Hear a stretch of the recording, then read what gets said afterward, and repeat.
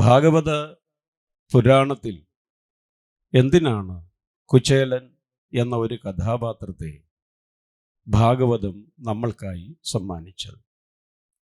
ഞാൻ എന്തിനാണ് കുചേലാഗമനവും കുചേലൻ ഭഗവാനെ ദർശിച്ച ഭാഗവും ശ്രവിക്കണം എന്ന് നിർബന്ധമായി നമ്മുടെ പൂർവികർ നമ്മെ ഉപദേശിക്കുവാനുള്ള കാരണം എന്ത്? ഇത് ശ്രവിക്കുന്നതോടുകൂടി എനിക്കെന്താണ് ഗുണം? ഇതൊരു കഥയല്ലേ? സയൻസും ശാസ്ത്രവും വളരെയേറെ വികസിച്ചിരിക്കുന്ന ഈ ആധുനിക കാലഘട്ടത്തിൽ ഇത് ശ്രവിച്ചിട്ട് എന്താ ഗുണം? ഇതെല്ലാം പിന്തിരിപ്പൻ ആശയങ്ങളല്ലേ എന്ന ചോദ്യം സ്വാഭാവികമായും ഉണ്ടാകണം. അതുകൊണ്ട് തന്നെ യുക്തിക്ക് നിരക്കത്തക്ക രീതിയിൽ നമ്മൾക്ക് കുചേലാഗമനത്തെ ഒന്ന് കാണാം. കുചേലൻ ഭഗവാന്റെ അരികിലേക്ക് എത്തുന്നതും ഭഗവാൻ കെട്ടിപ്പിടിച്ച് മൊത്തം കൊടുക്കുന്നതും അവല് വാരി കഴിക്കുന്നതും, കുറെ കഴിച്ചപ്പോൾ ഒരു പിടി കഴിച്ചപ്പോൾ രണ്ടാമത്തെ പിടി കഴിക്കുന്നതിന് മുമ്പ് മഹാലക്ഷ്മി വന്ന് കയ്യെ പിടിച്ചതും ഒക്കെ എല്ലാവരും കണ്ടു. പക്ഷെ അതിനു മുമ്പ് നമ്മൾ ചിന്തിക്കേണ്ട ഒരു തലമുണ്ട്. കുചേലനെ ഭഗവാന്റെ അരികിലേക്ക് പറഞ്ഞു വിട്ടതാര്? ആരുടെ പരിശ്രമ ഫലമായിട്ടാണ് സുധാമാവ് ഭഗവാന്റെ അരികിലേക്ക് എത്തിയത്? ഇത് നമ്മളിൽ പലരും കാണാതെ പോകുന്ന ഒരു യാഥാർത്ഥ്യമാണ്. അവിടെയാണ് കുചേലാഗമനത്തിൻ്റെ പരിശുദ്ധമായ തലത്തിനെ മനസ്സിലാക്കുന്നതിൽ നമ്മൾ അല്പമൊന്ന് പരാജയപ്പെട്ടത്. തുടക്കം പിഴച്ചാൽ പിന്നെ സ്വാഭാവികമായും എല്ലാം പിഴയ്ക്കും. അപ്പോൾ ആരാണ് സുധാമാവിനെ ഭഗവാന്റെ അരികിലേക്ക് എത്തിച്ചത്? അതുമല്ല എങ്കിൽ കുറെ കൂടി വ്യക്തമായി ചോദിച്ചാൽ, ആരില്ലായിരുന്നുവെങ്കിൽ സുധാമാവ് ഭഗവാന്റെ അരികിലേക്ക് എത്തില്ലായിരുന്നു. അവിടെ ആ ചോദ്യത്തിന് ഉത്തരം എത്തുന്നത് ദാരിദ്ര്യത്തിൻ്റെ മൂർത്തിമത് ഭാവമായിരുന്നിട്ടും പകയോ വിദ്വേഷമോ അക്ഷമയോ പ്രകടിപ്പിക്കാതെ ക്ഷമയുടെ മൂർത്തിമത് ഭാവമായ സുധാമാവിൻ്റെ ധർമ്മപത്നിയായ ക്ഷുക്ഷാമ എന്ന അമ്മയുടെ, അല്ലെങ്കിൽ സുമംഗല എന്ന് വിളിക്കപ്പെടുന്ന ആ അമ്മയുടെ ശ്രമത്തിൻ്റെ ഫലം ഒന്നുകൊണ്ട് മാത്രമാണ് സുധാമാവ് ഭഗവാനെ കാണുവാൻ തന്നെ തൻ്റെ വീട്ടിൽ നിന്നിറങ്ങി പുറപ്പെടുന്നത്. സുധാമാവിൻ്റെ ധർമ്മപത്നിയുടെ നിർബന്ധമില്ലായിരുന്നുവെങ്കിൽ, ആ അമ്മയുടെ അപേക്ഷയില്ലായിരുന്നുവെങ്കിൽ ഒരു കാരണവശാലും സുധാമാവ് ഭഗവാനെ കാണില്ലായിരുന്നു. അപ്പോൾ സുധാമാവിന് ഭഗവാന്റെ കരങ്ങളാൽ ആശ്ലേഷണം ലഭിച്ചുവെങ്കിൽ, ഭഗവാന്റെ തിരുമാറോട് ചേർത്ത് പുലുകിപ്പുണരുവാൻ കഴിഞ്ഞു എങ്കിൽ, ഭഗവാന്റെ തിരുകൈകളാൽ സ്വർണത്തളികയിൽ ഊട്ടുവാനുള്ള അസുലഭമായ ഭാഗ്യം കുചേലന് ലഭിച്ചു എങ്കിൽ, അത് ശരിക്കും അതിൻ്റെ ക്രെഡിറ്റ് എത്തേണ്ടത് കുചേലനിലേക്കല്ല. അപ്പോ ഈ ക്ഷുക്ഷാമയെ ആരെങ്കിലും കണ്ടിട്ടുണ്ടോ? സുധാമാവിൻ്റെ ഭാര്യയെ? ആ ചോദ്യത്തിന് വളരെയേറെ പ്രസക്തിയുണ്ട്. നമ്മളുടെ ചുറ്റുപാടും കാണപ്പെടുന്ന ഓരോ അമ്മമാരും ഗൃഹനാഥമാരും ആരുടെ പ്രതിബിംബങ്ങളാണ്? ഈ സുമംഗല എന്ന പേരിൽ അറിയപ്പെട്ടതോ അല്ലെങ്കിൽ ക്ഷുക്ഷാമ എന്ന പദത്തിന് അർത്ഥങ്ങൾ അനവധിയാണ്. എങ്കിലും അതിൽ പ്രധാനപ്പെട്ട രണ്ട് അർത്ഥം, ഒന്ന് ക്ഷുത്തുകൊണ്ട്, വിശപ്പ് കൊണ്ട് കൃശഗാത്രയായവൾ. മറ്റൊന്ന് മനോധൈര്യം കൊണ്ട് ക്ഷുത്തിനെ മറികടക്കാൻ കഴിവുള്ളവൾ. ഈ രണ്ടു നാമങ്ങളും ലോകത്തിലെ എല്ലാ അമ്മമാർക്കും യോജിക്കും. എതിർപ്പുള്ളവരിപ്പ പറയണം, എന്തുകൊണ്ടങ്ങനെ പറഞ്ഞു? എന്താ പേരിന്റെ വ്യാഖ്യാനം പറഞ്ഞത്? ഒന്ന്, വിശപ്പ് കൊണ്ട് കൃശഗാത്രയായവൾ, ശരീരം ശോഷിച്ചവൾ. മറ്റൊന്ന്, ഹൃദയബലം കൊണ്ട് വിശപ്പിനെ മറികടന്നവൾ. ഇത് നിങ്ങൾക്ക് ഏവർക്കും യോജിച്ച പേരെന്ന് പറഞ്ഞപ്പോൾ ആർക്കും എതിരൊന്നും ഉണ്ടായില്ല അഭിപ്രായം. എന്തുകൊണ്ടാണ് അങ്ങനെ പറഞ്ഞത്? ഒരു വീട്ടിലേക്ക് ധാരാളം അതിഥികൾ, ഗസ്റ്റുകൾ വന്നെന്ന് വിചാരിച്ചോളുക. ഉണ്ടാക്കിയ വിഭവങ്ങളെല്ലാം വന്നവർക്കൊക്കെ വിളമ്പിക്കൊടുത്തു. പിന്നെ തൻ്റെ കുട്ടിക്ക് കൊടുത്തു, ഭർത്താവിനും കൊടുത്തു. ബാക്കി നോക്കിയപ്പോൾ തനിക്ക് കഴിക്കാൻ അതിനകത്തെങ്ങും ഒന്നുമില്ലെങ്കിൽ ഇവിടെ ഒന്നും കിട്ടിയില്ല എന്ന് പറഞ്ഞ് ഏതെങ്കിലും അമ്മ നിലവിളിക്കാറുണ്ടോ? അല്ലെങ്കിൽ തൊട്ടടുത്ത കടയിൽ പോയി 2 പൊതി വാങ്ങിക്കൊണ്ടുപോകാന്ന് ബുദ്ധിമതിയുള്ള പക്വതയായ ഏതെങ്കിലും അമ്മ പറയുമോ? പിന്നെ എന്തു ചെയ്യും?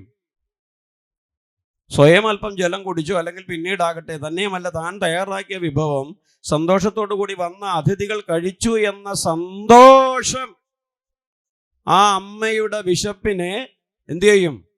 കുറയ്ക്കും. സംതൃപ്തി വരുന്നതോടുകൂടി വിശപ്പ് അന്യമാകും, മനസ്സ് നിറഞ്ഞു. തന്നെയുമല്ല, ദാരിദ്ര്യമുള്ള ഒരു വീട്ടിൽ ഒരു കുടുംബനാഥൻ വളരെ പരിമിതമായ തുകയെ കൊണ്ടുവരുന്നുള്ളൂ. ഒരു ഭവനത്തിലേക്ക് സമ്പത്തിനെ എത്തിക്കേണ്ട ബാധ്യത ആർക്കാണുള്ളത്? പറയൂ. കുടുംബനാഥന്. ഇനിയും കുടുംബനാഥൻ സമ്പത്ത് കൊണ്ടുവന്നില്ല എങ്കിൽ ഒരു ഭവനത്തിലെ ഏതു ഭാഗത്തായിരിക്കും ആദ്യം എഫക്റ്റ് ആകുന്നത്? ചോദ്യം മനസ്സിലാവുന്നുണ്ടല്ലോ. ഗൃഹനാഥന് ജോലിയില്ലാതോ അല്ലെങ്കിൽ അദ്ദേഹത്തിന് ധനം കിട്ടാതോ വന്നാൽ കുടുംബം സ്വാഭാവികമായും ധനമില്ലാത്ത തലത്തിലേക്ക് എത്തും. ഒരു കുടുംബത്തിൽ ധനമില്ലെങ്കിൽ ആ വീടിന്റെ ഏതു ഭാഗത്തായിരിക്കും ആദ്യം അത് പ്രതിഫലിക്കുന്നത്? ദൈവാധീനം. അടുക്കളയിൽ. ഇനി ആ അടുക്കളയിൽ അടുപ്പ് പുകഞ്ഞില്ലെങ്കിൽ ആ വീട്ടിലെ ആരെയായിരിക്കും ആദ്യം അത് ബാധിക്കുന്നത്? കുട്ടികളെ. കാരണം ഗൃഹനാഥനെ വലിയായിട്ട് ബാധിക്കത്തില്ല. വിശപ്പൊക്കെ തോന്നും, പക്ഷെ ആരോടെ പരാതി പറയാനാണ്? ഇദ്ദേഹം തന്നെ പണം കൊണ്ടുവന്നെങ്കിലല്ലേ വിഭവം മേടിക്കാൻ പറ്റൂ, ഭാര്യയ്ക്ക് തയ്യാറാക്കാൻ പറ്റൂ. അതുകൊണ്ട് ആരെയും കുറ്റപ്പെടുത്താൻ പറ്റില്ല. വിശപ്പുണ്ടെങ്കിലും മിണ്ടാതെ അവിടെ ഇരുന്നോളും. ഇനിയും ഭാര്യയ്ക്കറിയാം തൻ്റെ പതിയൊന്നും കൊണ്ടുവന്നില്ല, അതുകൊണ്ട് വെക്കാനൊന്നുമില്ല. പക്ഷെ കുട്ടികൾക്ക് ഈ ബോധമുണ്ടാകുമോ? കുട്ടികൾ വിശപ്പ് വരുമ്പോൾ എന്ത് ചെയ്യും? അപ്പുറത്തെ സരോജനി കേൾക്കും, ഇതിരിപ്പുറത്തെ നളിനാക്ഷം കേൾക്കും. അവർ കളിയാക്കും എന്നുള്ള വിചാരമൊന്നും ആർക്കില്ല. പറയൂ. കുഞ്ഞുങ്ങൾക്കില്ല. അവരെന്ത് ചെയ്യും? കുഞ്ഞുങ്ങൾ കരയും. കുഞ്ഞുങ്ങൾ കരയുമ്പോൾ വേലിയറമ്പിൽ നിന്ന് അയലത്തുകാര് നോക്കും. ഇങ്ങനെയുണ്ടോ അച്ഛനും അമ്മയൊന്ന് ചോദിക്കും. ചോദിക്കുന്നത് തെറ്റുണ്ടോ? ഇല്ല. എന്തേ ഇല്ലെന്ന് പറഞ്ഞത്? അച്ഛൻ ആരാണ് എന്ന പദത്തിന്റെ നിർവചനം അറിയണം. ആരെയാണ് പിതാവ് എന്ന് വിളിക്കുന്നത്?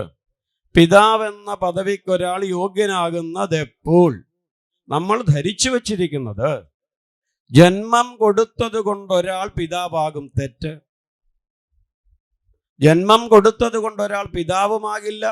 അദ്ദേഹത്താൽ ജനിക്കപ്പെട്ടത് കൊണ്ട് ഒരാൾ പുത്രനുമാവില്ല. മറിച്ച് പുത്രനാണെങ്കിലും പിതാവാകാനും പ്രവൃത്തിയിലൂടെയാണ് തെളിവാക്കേണ്ടത്, വെളിവാക്കേണ്ടത്, ദൃശ്യമാക്കേണ്ടത്.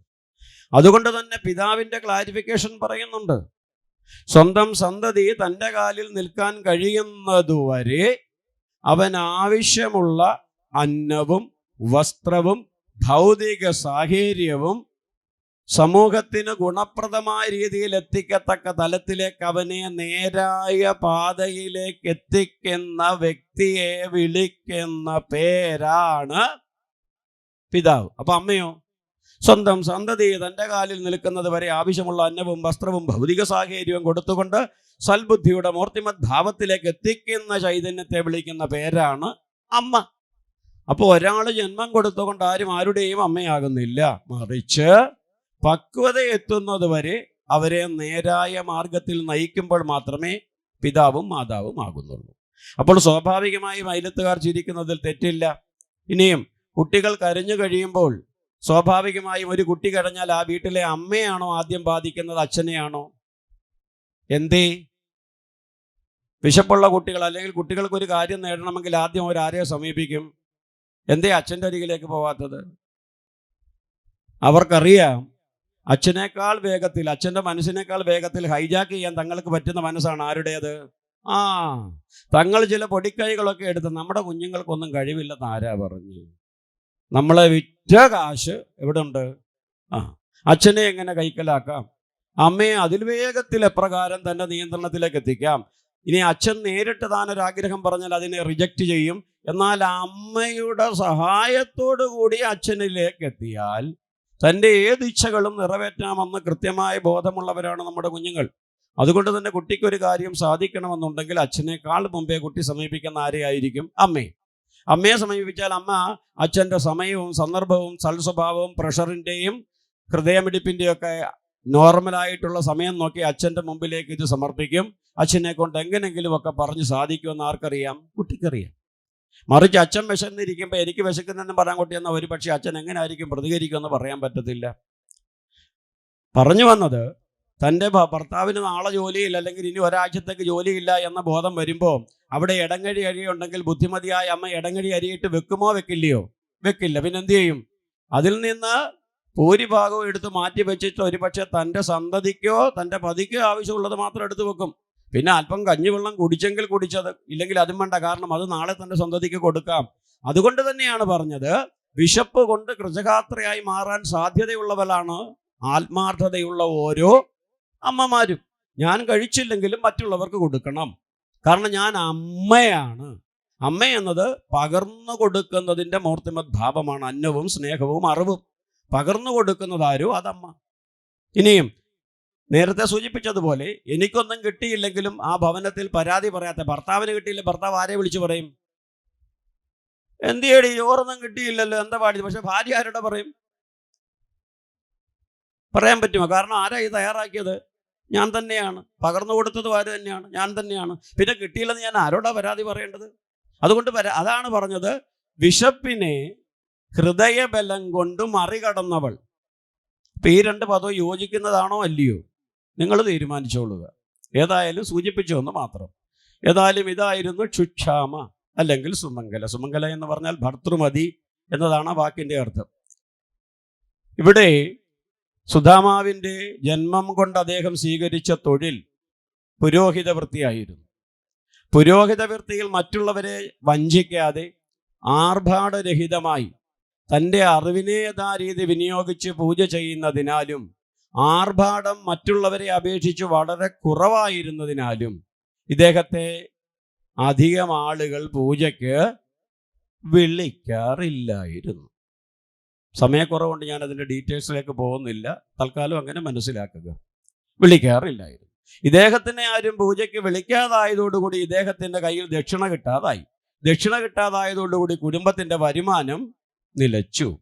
ഇനിയും ഈ പണിയല്ലാതെ മറ്റൊരു പണിക്കും ഞാൻ പോവില്ല എന്ന് സ്വയം വിശ്വസിച്ച് ജീവിച്ചു വന്നവനായിരുന്നു ആര്? അതൊരു നല്ല സ്വഭാവമാണോ? നമ്മുടെ കുട്ടികളിൽ ചിലർക്കുണ്ട്, ഞാൻ ഇന്നതാ പഠിച്ച അത് കിട്ടിയേ പറ്റും, അതിന് പൊക്കോളൂ. പക്ഷെ അതിനു മുമ്പ് കിട്ടേണ്ട സാധ്യതകളെ തട്ടിക്കളയണമെന്നുണ്ടോ? ഒരു പക്ഷേ മറ്റേത് കിട്ടുന്നത് വരെ എനിക്കൊരു വരുമാന മാർഗമാവില്ല ഇത്. തന്നെയുമല്ല, എക്സ്പീരിയൻസ് അത്ര കൂടി കിട്ടുകയാണ്. അതുകൊണ്ട് മറ്റേത് ഇന്നല്ലെങ്കിൽ നാളെ ഞാൻ നേടും. എന്നാൽ അതിനു മുമ്പ് വരുമാനം ലഭിക്കാനുള്ള സാത്വികപരമായ ഒരു മാർഗത്തെയും ഞാൻ ഇല്ലായ്മ ചെയ്യില്ല. അതുകൊണ്ട് ഏത് രീതിയിലെങ്കിലും ഒരു ദിവസം മുമ്പെങ്കിലും 10 നയ പൈസ അല്ലെങ്കിൽ വരുമാനം ധാർമ്മികമായ രീതിയിൽ ഞാൻ കണ്ടെത്തി എൻ്റെ അച്ഛനെ അമ്മയെ സഹായിക്കും. അതുകൊണ്ട് ഇന്ന ജോലിക്ക് ഞാൻ പോകൂ എന്ന് വാശി. ഏത് ജോലിയും ഉത്തമമാണ്. ഏതെങ്കിലും ജോലി മോശമായിട്ടുണ്ടോ? സമൂഹത്തിൽ വേദവിധി പ്രകാരം ഒരു ജോലിയും മോശമല്ല. വേദവ്യാസൻ ജനിച്ചത് മുക്കുവ കുലത്തിലാണ്. മോശമാണെ ഭഗവാൻ അവിടെ ജനിക്കുവോ? നീ ശ്രീകൃഷ്ണൻ എവിടെ ജനിച്ചത്? യാദവ കുലത്തിലാണ്, പശുവിനെ പരിപാലിക്കുന്ന കുലത്തിലായിരുന്നു. മോശമാണെങ്കിൽ ഭഗവാൻ അവിടെ ജനിക്കുമോ? ഭഗവാൻ വേണേ ബ്രാഹ്മണ കുലത്തിൽ ജനിക്കുമായിരുന്നില്ലേ? പറയൂ, എന്തിനു ജനിച്ചു? ആരും ആരെക്കാളും പറയൂ വലുതുമല്ല, ആരും ആരെക്കാളും ചെറുതുമല്ല, തുല്യം. ഭഗവാന്റെ ദൃഷ്ടിയിൽ വർണ്ണവർഗ വ്യത്യാസങ്ങളൊന്നുമില്ല. അത് നമ്മളെപ്പോലെ ചില കുബുദ്ധികൾ പറഞ്ഞു വരുത്തിയതോ നമ്മളെ ഭിന്നിപ്പിച്ച് തങ്ങളുടെ അധികാരമോ അല്ലെങ്കിൽ ഇതര വരുമാനങ്ങളോ സ്വരുക്കൂട്ടണമെന്ന് ചിന്തിച്ച് സമൂഹത്തിൽ മനഃപൂർവ്വം ചിലർ സൃഷ്ടിച്ച ചില താൽക്കാലികമായ കാര്യങ്ങളാണ്. എന്ന് ജനങ്ങൾ ബോധവാന്മാരാകുന്നു, അതോടുകൂടി അതെല്ലാം മാറപ്പെടും. പക്ഷെ നിർഭാഗ്യവശാലോ ഭാഗ്യവശാലോ വേദങ്ങൾ പഠിക്കുവാനോ പുരാണങ്ങൾ അറിയുവാനോ നമ്മളിൽ പലരും തയ്യാറാകുന്നില്ല. അതിൻ്റെ അപജയം ഇന്നും സമൂഹത്തിൽ നിലനിൽക്കുന്നു. ഇന്നല്ലെങ്കിൽ നാളെ അത് മാറും എന്ന് നമ്മൾക്ക് ശുഭാപ്തി വിശ്വാസം വെച്ച് പുലർത്തിക്കൊണ്ട് തന്നെ കഥയുടെ ബാക്കി ഭാഗത്തിലേക്ക് കടക്കാം. ഇവിടെ കുട്ടികൾ കരയുന്നു. വിശപ്പ് മൂലം എന്തു ചെയ്യണമെന്നറിയാതിരുന്ന കുഞ്ഞുങ്ങൾ നിലവിളിച്ചുകൊണ്ട് അമ്മയുടെ ചേലത്തുമ്പിൽ പിടിച്ച് നിലവിളിക്കുന്നു. എല്ലാം ഓരോന്നും കൃത്യമായി കാണാം. തന്നെയുമല്ല, കരയാൻ പോലും ശക്തിയില്ല. കരയണമെങ്കിൽ എന്ത് വേണം? ശക്തി വേണം. 3-4 ദിവസം കൊണ്ട് വെള്ളം മാത്രം ചൂടുവെള്ളം കുളിച്ചുകൊണ്ടിരിക്കുക. ഇപ്പം ചൂടുവെള്ളവും ഇല്ല, വിറക് മേടിക്കാൻ കാശില്ലാത്ത കൊണ്ട് പച്ചവെള്ളം തന്നെ അമ്മ തന്നുകൊണ്ടിരിക്കുന്നു. അതുകൊണ്ട് കുട്ടികൾ കരയാൻ തുടങ്ങുന്നു. വിശക്കുന്നേ വിശക്കുന്നേ വിശക്കുന്നേ എന്ന് പറഞ്ഞ് തൻ്റെ ഉണ്ണികൾ ഓരോന്നും തൻ്റെ ചേലത്തുമ്പിൽ പിടിച്ച് കരയുമ്പോൾ എന്താണ് ഇതിന് പരിഹാരം? വേദങ്ങളിലൂടെ കുട്ടിക്കാലത്ത് ഞാൻ പഠിച്ചപ്പോൾ ഗുരുക്കന്മാരെന്നോട് പഠിപ്പിച്ചു, സ്വന്തം സന്തതി ആഹാരം കഴിക്കാൻ വഴിയില്ലാതെ മരിച്ചാൽ അതിലൂടെയുള്ള പാപം എത്തപ്പെടുന്നത് സന്തതിക്കല്ല, മാതാവിനും പിതാവിനുമായിരിക്കും നരകപ്രാപ്തി. ഈ ബോധം ഇന്നുണ്ടാകണം. ഇന്ന് ഈ ബോധമുണ്ടെങ്കിൽ താൻ ജന്മം കൊടുത്ത 2 സന്തതികളെയും വലിയ കുഴപ്പമൊന്നുമില്ലാത്ത ഒരു ഭർത്താവിനെ ഉപേക്ഷിച്ച് മറ്റൊരു യുവാവിനോടൊപ്പം ഏതെങ്കിലും ഒരു ഗൃഹധർമ്മിണി പോകുമോ? പോവില്ല. കാരണം ബോധമില്ല നമുക്ക്. ഇനിയും എൻ്റെ ഭാര്യയെയും എൻ്റെ സന്തതിയെയും പരിപാലിക്കേണ്ട ബാധ്യത എനിക്കുണ്ട്, അല്ലെങ്കിൽ ഞാൻ അച്ഛനാവില്ല. അതുകൊണ്ട് തന്നെ നല്ലൊരു മുഹൂർത്തത്തിൽ എൻ്റെ ജീവിതത്തിലേക്ക് കൊണ്ടുവന്ന ഇവളെയും ഇവളിലൂടെ എനിക്ക് സന്തതികളെയും പരിപാലിക്കേണ്ടത് എൻ്റെ ധർമ്മമാണ് എന്ന് ബോധമുള്ള ഏതെങ്കിലും ഒരുത്തൻ തൻ്റെ ഭാര്യയേക്കാൾ സൗന്ദര്യമുള്ളവളെന്ന് തോന്നുന്നത് കൊണ്ടോ അല്ലെങ്കിൽ അതിൽ സമ്പത്തുണ്ടെന്ന് തോന്നുന്നത് കൊണ്ടോ മറ്റൊരു യുവതിയോടൊപ്പം പോകുമോ? പോകില്ലയോ? പോകില്ല. കാരണം താൽക്കാലികമാണ്. ഒരു പൂവിൻ്റെ ആയുസ് ഏറി വന്നാൽ ഒരാഴ്ച, അത് കഴിയുമ്പോൾ അത് എന്തു ചെയ്യും? കൊഴിയും. അതേ രീതിയിലാകുന്നു നമ്മൾ. പാടില്ല. ഇതാണ് ഭാഗവതം നമ്മിലേക്ക് എത്തിക്കുന്നത്. ഇവിടെ കുഞ്ഞുങ്ങൾ നിലവിളിക്കുന്നു. കുഞ്ഞുങ്ങൾ നിലവിളിച്ചപ്പോൾ അമ്മയ്ക്ക് കുറ്റബോധമുണ്ടാകുന്നു. ഇന്ന് എൻ്റെ കുഞ്ഞുങ്ങൾ നിലവിളിക്കുന്നു. കുറച്ച് നിലവിളിച്ചു കഴിഞ്ഞ് കുഞ്ഞുങ്ങൾ ബോധക്കേട് കൊണ്ട് ഉറങ്ങുന്നു, തളർന്നു വീഴുന്നു. ഈ കാഴ്ച കണ്ട അമ്മയുടെ ഹൃദയം നീറുന്നു. ഉമ്മറത്തെണ്ണയിലേക്ക് നോക്കി ഒരാൾ അവിടെ കയ്യും കെട്ടി ഇരിപ്പുണ്ട്. ആര്? ഈ അമ്മ കുഞ്ഞുങ്ങൾ നിലവിളിച്ച് മയങ്ങി എന്ന് കണ്ടപ്പോൾ ഉമ്മറത്തെണ്ണയിലേക്ക് ചെന്നിട്ട് എന്ത് ചോദിച്ചു? ഇവിടെയാണ് നമ്മളും സുധാമാവും തമ്മിലുള്ള വ്യത്യാസം. നമ്മളാരെങ്കിലും ആരെങ്കിൽ ഭർത്താവിനോട് എങ്ങനെ ആയിരിക്കും ചോദിക്കുന്നത്? ദൈവായനത്തിന് ഇവിടെ ഇരിക്കുന്നവരാരും അങ്ങനെ ചോദിക്കത്തില്ല. എനിക്കറിയാവുന്നവരോ എൻ്റെ വീട്ടിലൊക്കെ ഉള്ളവരാണെങ്കിൽ എങ്ങനെയൊക്കെയെങ്കിലുമൊക്കെ ആയിരിക്കും. ഓരോരുത്തരും ഇഷ്ടപ്പെട്ട രീതിയിൽ ചോദിച്ചോളുക. ഏതായാലും ഭാഗവതത്തിലെ സുധാമാവിൻ്റെ ധർമ്മപത്നി ചോദിക്കുന്ന ഒരു സമീപനമുണ്ട്. ഇതെല്ലാ അമ്മമാർക്കും മാതൃക ആവേണ്ട സമീപനമാണ്. തൻ്റെ സന്തതികൾ വിശപ്പ് മൂലം ബോധം കെട്ടു വീണു, കുടുംബം അഭിമുഖീകരിക്കുന്നത് ഗുരുതരമായ ഒരു പ്രശ്നമാണ്, ഉടൻ തന്നെ പരിഹാരം കണ്ടെത്തേണ്ടതാണ്. ഇല്ലെങ്കിൽ സന്തതി മരിക്കും. നാട്ടുകാർ മുഴുവൻ കളിയാക്കും. നാട്ടുകാർ കളിയാക്കാലും കുഴപ്പമില്ല, അടുത്ത ജന്മം എവിടെയായിരിക്കും? നരകത്തിലേക്ക് എത്തപ്പെടും. ഇതിൻ്റെ ശിക്ഷ മുഴുവൻ സ്വന്തം സന്തതിയെ സൃഷ്ടിച്ച് അതിനെ കൊലയ്ക്ക് കൊടുത്ത പാപം അവനവൻ തന്നെ ഭുജിക്കേണ്ടി വരും. അതുകൊണ്ട് പരിഹാരം കാണണമെന്ന ചിന്തയോടുകൂടി അമ്മ സുധാമാവിൻ്റെ അരികിലേക്ക് എത്തിയിട്ട് ചോദിക്കുന്നു. ഒരുപക്ഷെ സുധാമാവ് ഒരാഴ്ച മുമ്പെങ്കിലും ആഹാരം കഴിച്ചു കാണും. ഈ അമ്മയോ? സന്തതികൾ 2 ദിവസം മുമ്പ് വരെ ആഹാരം കഴിച്ചു. സുധാമാവ് ഒരുപക്ഷെ ഒരാഴ്ച മുമ്പ് വരെ ആഹാരം കൊടുത്തു കാണും. പിന്നെ കൊടുത്തു കാണത്തില്ല. ആരെയും കൂടെ ആർക്ക് മാറ്റി വെച്ച് കാണും? കുഞ്ഞുങ്ങൾക്ക്. പക്ഷേ സുധാമാവ് ഒരാഴ്ച മുമ്പ് ആഹാരം കഴിച്ചെങ്കിൽ ഈ അമ്മ എന്നായിരിക്കും ആഹാരം കഴിച്ചത്? അതിനും എത്രയോ ദിവസം മുമ്പായിരിക്കും. കാരണം പതിയെ പട്ടിണിക്കിടാൻ പാടില്ല. അത് പത്നീധർമ്മത്തിന് വിരുദ്ധമാണ്. അപ്പം മറ്റൊന്നുണ്ട്. എന്ത്? പതി ആർക്കുള്ള വിഭവം കണ്ടെത്തി കൊടുക്കണം? പത്നിക്ക്. എനിക്ക് വിയർപ്പിൻ്റെ അസുഖമാണെന്നും പറഞ്ഞ് ഉമ്മറത്തുണ്ടെ കയറി ഇരുന്നിട്ട് കാര്യമില്ല. അപ്പോൾ പതി ആര്, പത്നി ആര് എന്ന അർത്ഥം നമ്മൾ മനസ്സിലാക്കണം. അവിടേക്കാണ് നമ്മളിപ്പോൾ പോകുന്നത്. ഈ അമ്മ ചെന്നിട്ട് തൻ്റെ പതിയായ സുധാമാവിനോട് ചോദിക്കുന്നു, ഞാൻ ഒരു കാര്യം പറയട്ടെ. വളരെ ക്ഷമയോട് വിനീത ഭാവത്തിലാണ് ചോദിക്കുന്നത്. ആ അമ്മ വിശപ്പ് കൊണ്ട്, ഒരു മനുഷ്യൻ ഏറ്റവും വേഗത്തിൽ ക്ഷുഭിതനാകുന്നതാണ് എന്തുണ്ടെങ്കിൽ? വിശപ്പുണ്ടെങ്കിൽ. നോക്കൂ, നിങ്ങളെ സാഹചര്യം മനസ്സിലാക്കണം, എങ്കിലേ നിങ്ങൾക്ക് ആ കഥയിലേക്ക് ആഴത്തിൽ ഇറങ്ങുവാൻ കഴിയൂ. നമ്മൾ ഓരോരുത്തരും വളരെ വേഗത്തിൽ ക്ഷുഭിതനാകും. എപ്പോൾ? നമ്മുടെ ഉദരത്തിലൊന്നുമില്ലെങ്കിൽ അടുത്ത നിമിഷം നമ്മൾ എന്തായിത്തീരും? ക്ഷുഭിതനാകും. വളരെ പെട്ടെന്ന് കോപിഷ്ഠൻ, സ്വതവേ കോപിഷ്ഠൻ. പിന്നെ വയറ്റിലൊന്നും ഇല്ലാതെ കൂടി വന്നാൽ എപ്പോൾ ബോംബ് പൊട്ടിയെന്ന് ചോദിച്ചാൽ മതി. പക്ഷെ ഇവിടെ ആ തലത്തിൽ നിന്നുകൊണ്ട് നിൽക്കുമ്പോഴും ആ അമ്മ അക്ഷമ അല്പം പോലും, അതാണ് ആ പേരിൻ്റെ അർത്ഥം. ക്ഷുത്തിനെ ക്ഷമ കൊണ്ട് മാറി. എത്ര ഗംഭീരമായ പേരാ കൊടുത്തിരിക്കുന്നത്. ഇത് ഓരോ അമ്മയുടെയും പേരാണ് എന്ന് മറക്കരുതെന്ന് കൂടെ ഓർമ്മിപ്പിക്കുകയാണ്. ഈ അമ്മ തൻ്റെ പതിയുടെ അരികിലേക്ക് എത്തിയിട്ട് ചോദിക്കുന്നു, അങ്ങ് കേൾക്കുന്നില്ലേ? ഉണ്ട്. എന്തേ? ഞാൻ എന്ത് ചെയ്യാന്? പിന്നെ ആരാ ചെയ്യേണ്ടത്? ജന്മം കൊടുത്തത് നമ്മളല്ലേ?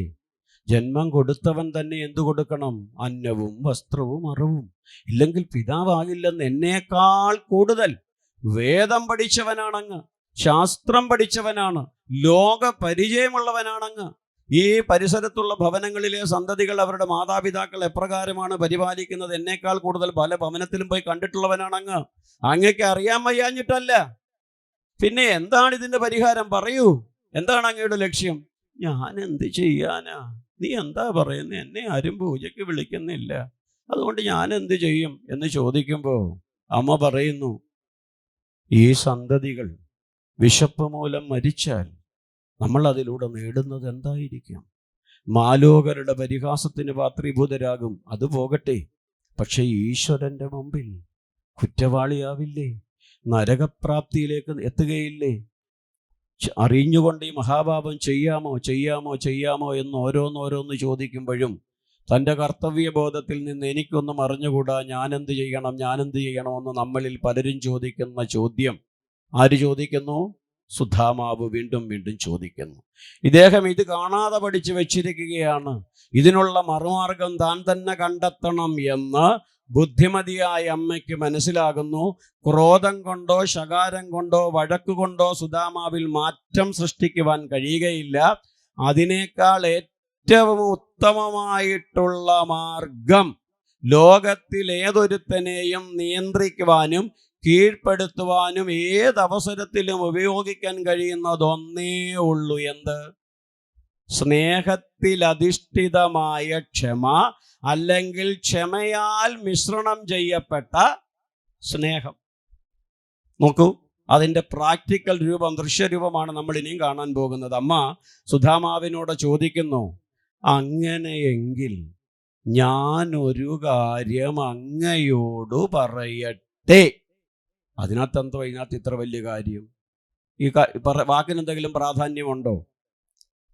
ഞാനൊരു കാര്യം അങ്ങയോട് പറയട്ടെ എന്നൊരു പത്നി പതിയോട് പറയുമ്പോൾ പതിയിൽ എന്തെങ്കിലും മാറ്റമുണ്ടാകുമോ എന്നാ ചോദ്യം.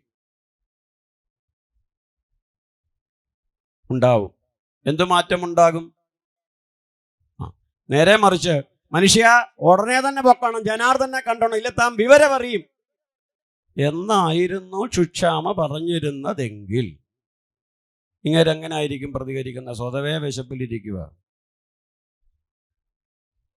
അപ്പോൾ അത് കാലേകുട്ടി കാണുവാനുള്ള വിശാലമായ ചിന്താശേഷിയുള്ളവളായിരുന്നു വിശപ്പിൽ നിൽക്കുമ്പോഴും.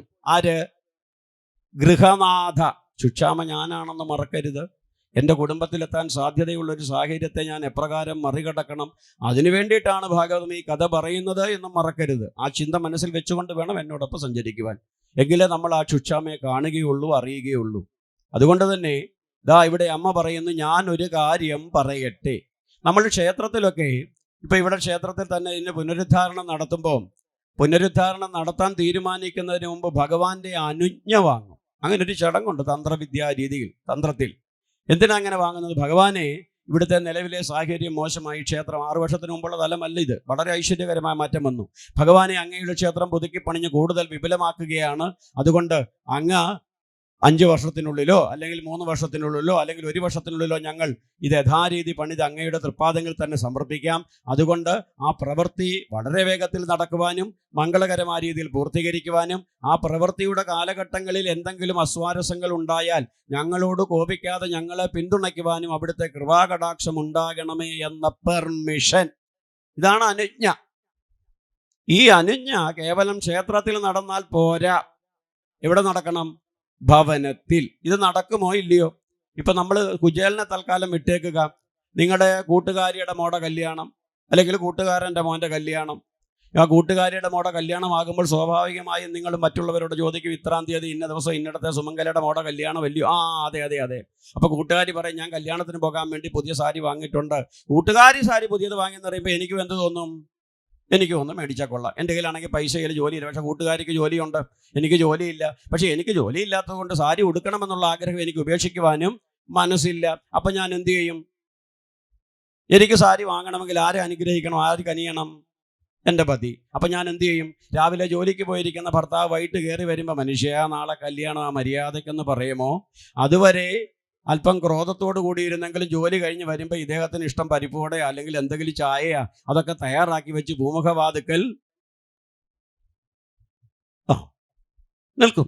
അപ്പോൾ എന്തു തോന്നും? ബുദ്ധിമാനായ ഭർത്താവിന് അപ്പോഴേ മനസ്സിലായി ഇതിൻ്റെ പുറകിൽ എന്തെങ്കിലുമൊക്കെ ചില കോളുകൾ വരുന്നുണ്ടെന്നെങ്കിലും പതിവില്ലാതെ തൻ്റെ ധർമ്മപന്തി കാണിക്കുന്ന സ്നേഹപ്രകടനം ഒരു പക്ഷേ അദ്ദേഹത്തിൻ്റെ മനസ്സിൻ്റെ പ്രഷറിനെ നോർമലൈസ്ഡ് ആക്കാം. ഹൃദയമിടിപ്പിനെ സാധാരണഗതിയിലേക്ക് എത്തിക്കാം. അദ്ദേഹം വീട്ടിലെത്തി ചായയൊക്കെ കുടിച്ച് കുളിയൊക്കെ കഴിഞ്ഞ് ചായയൊക്കെ കുടിച്ച് കടിയൊക്കെ കടിച്ച് അങ്ങനെ സമാധാനത്തോടെ പ്രഷറൊക്കെ നോർമലൈസ് ആയി എന്ന് പറയുമ്പം അകത്തു നിന്ന് എത്തി ഒന്ന് നോക്കും. ഇപ്പം പറ്റിയ സമയമാണെന്ന് കഴിയുമ്പം പതുക്കെ അരികിലേക്ക് ചെല്ലും. ഞാനൊരു കാര്യം പറഞ്ഞാൽ വഴക്ക് പറയുമോ? ചോദിക്കും. അങ്ങനെ ചോദിക്കാത്തവർ ആരെങ്കിലും ഇല്ലാതുണ്ടോ ഈ കൂട്ടത്തിൽ? ഇല്ല. എന്ത് ചോദിക്കും? ഞാനൊരു കാര്യം പറയട്ടെ. എന്താ പറ. എൻ്റെ ഭാര്യ ചോദിച്ചാൽ ഞാനിങ്ങനെ ആയിരിക്കും പറയുന്നത്. അല്ല, എനിക്കറിയാം ഇപ്പം തന്നെ വഴക്ക് പറയുന്നുണ്ട്. വഴക്ക് ഇല്ല പറയൂ. അല്ല പറയുമോ? ഇല്ലെന്നേ പറ, കേൾക്കട്ടെ എന്താ കാര്യം. അതെ, അപ്പുറത്തെ സുമംഗലയുടെ മോടെ കല്യാണം. അതിനെന്താ? കൊച്ചിന് കൊടുക്കേണ്ട കാശ് ഇപ്പോഴേ ഇവിടെ റെഡിയാക്കി വെച്ചിട്ടുണ്ടല്ലോ. അതല്ല, അവിടെ സൗമ്യ പുതിയ സാരി ഉടുത്തുണ്ടാ പോകുന്നത്. രമ്യ മേടിച്ചു, സുശീലയും വിളിച്ചപ്പോൾ അവളും പുതിയ സാരി മേടിക്കുന്നു.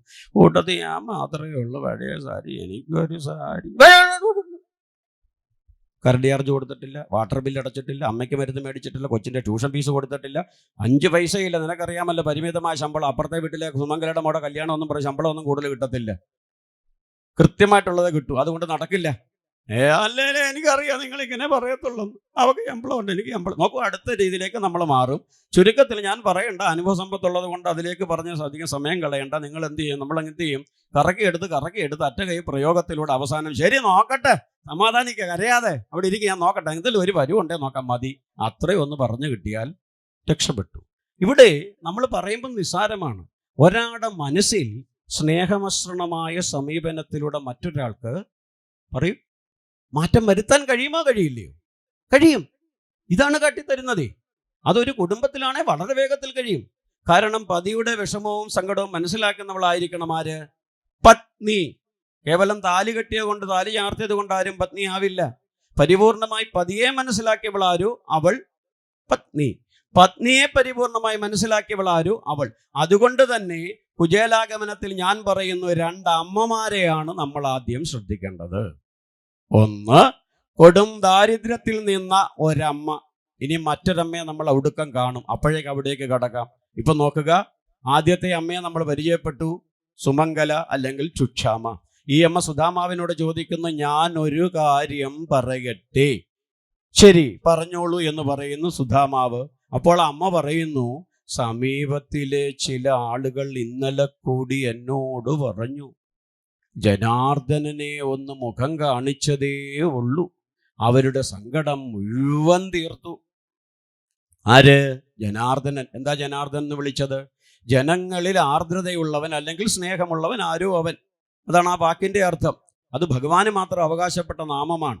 അതുകൊണ്ട് തന്നെ ആ ഭഗവാനെ ഒന്ന് കണ്ടതേ ഉള്ളൂ, അവരുടെ സങ്കടമൊക്കെ തീർത്തു. ഇനിയും കല്യാണം കഴിച്ച് എന്നെ ഇവിടെ കൊണ്ടുവന്ന ആദ്യത്തെ ദിവസം എന്നോട് പറഞ്ഞായിരുന്നു എന്ത്?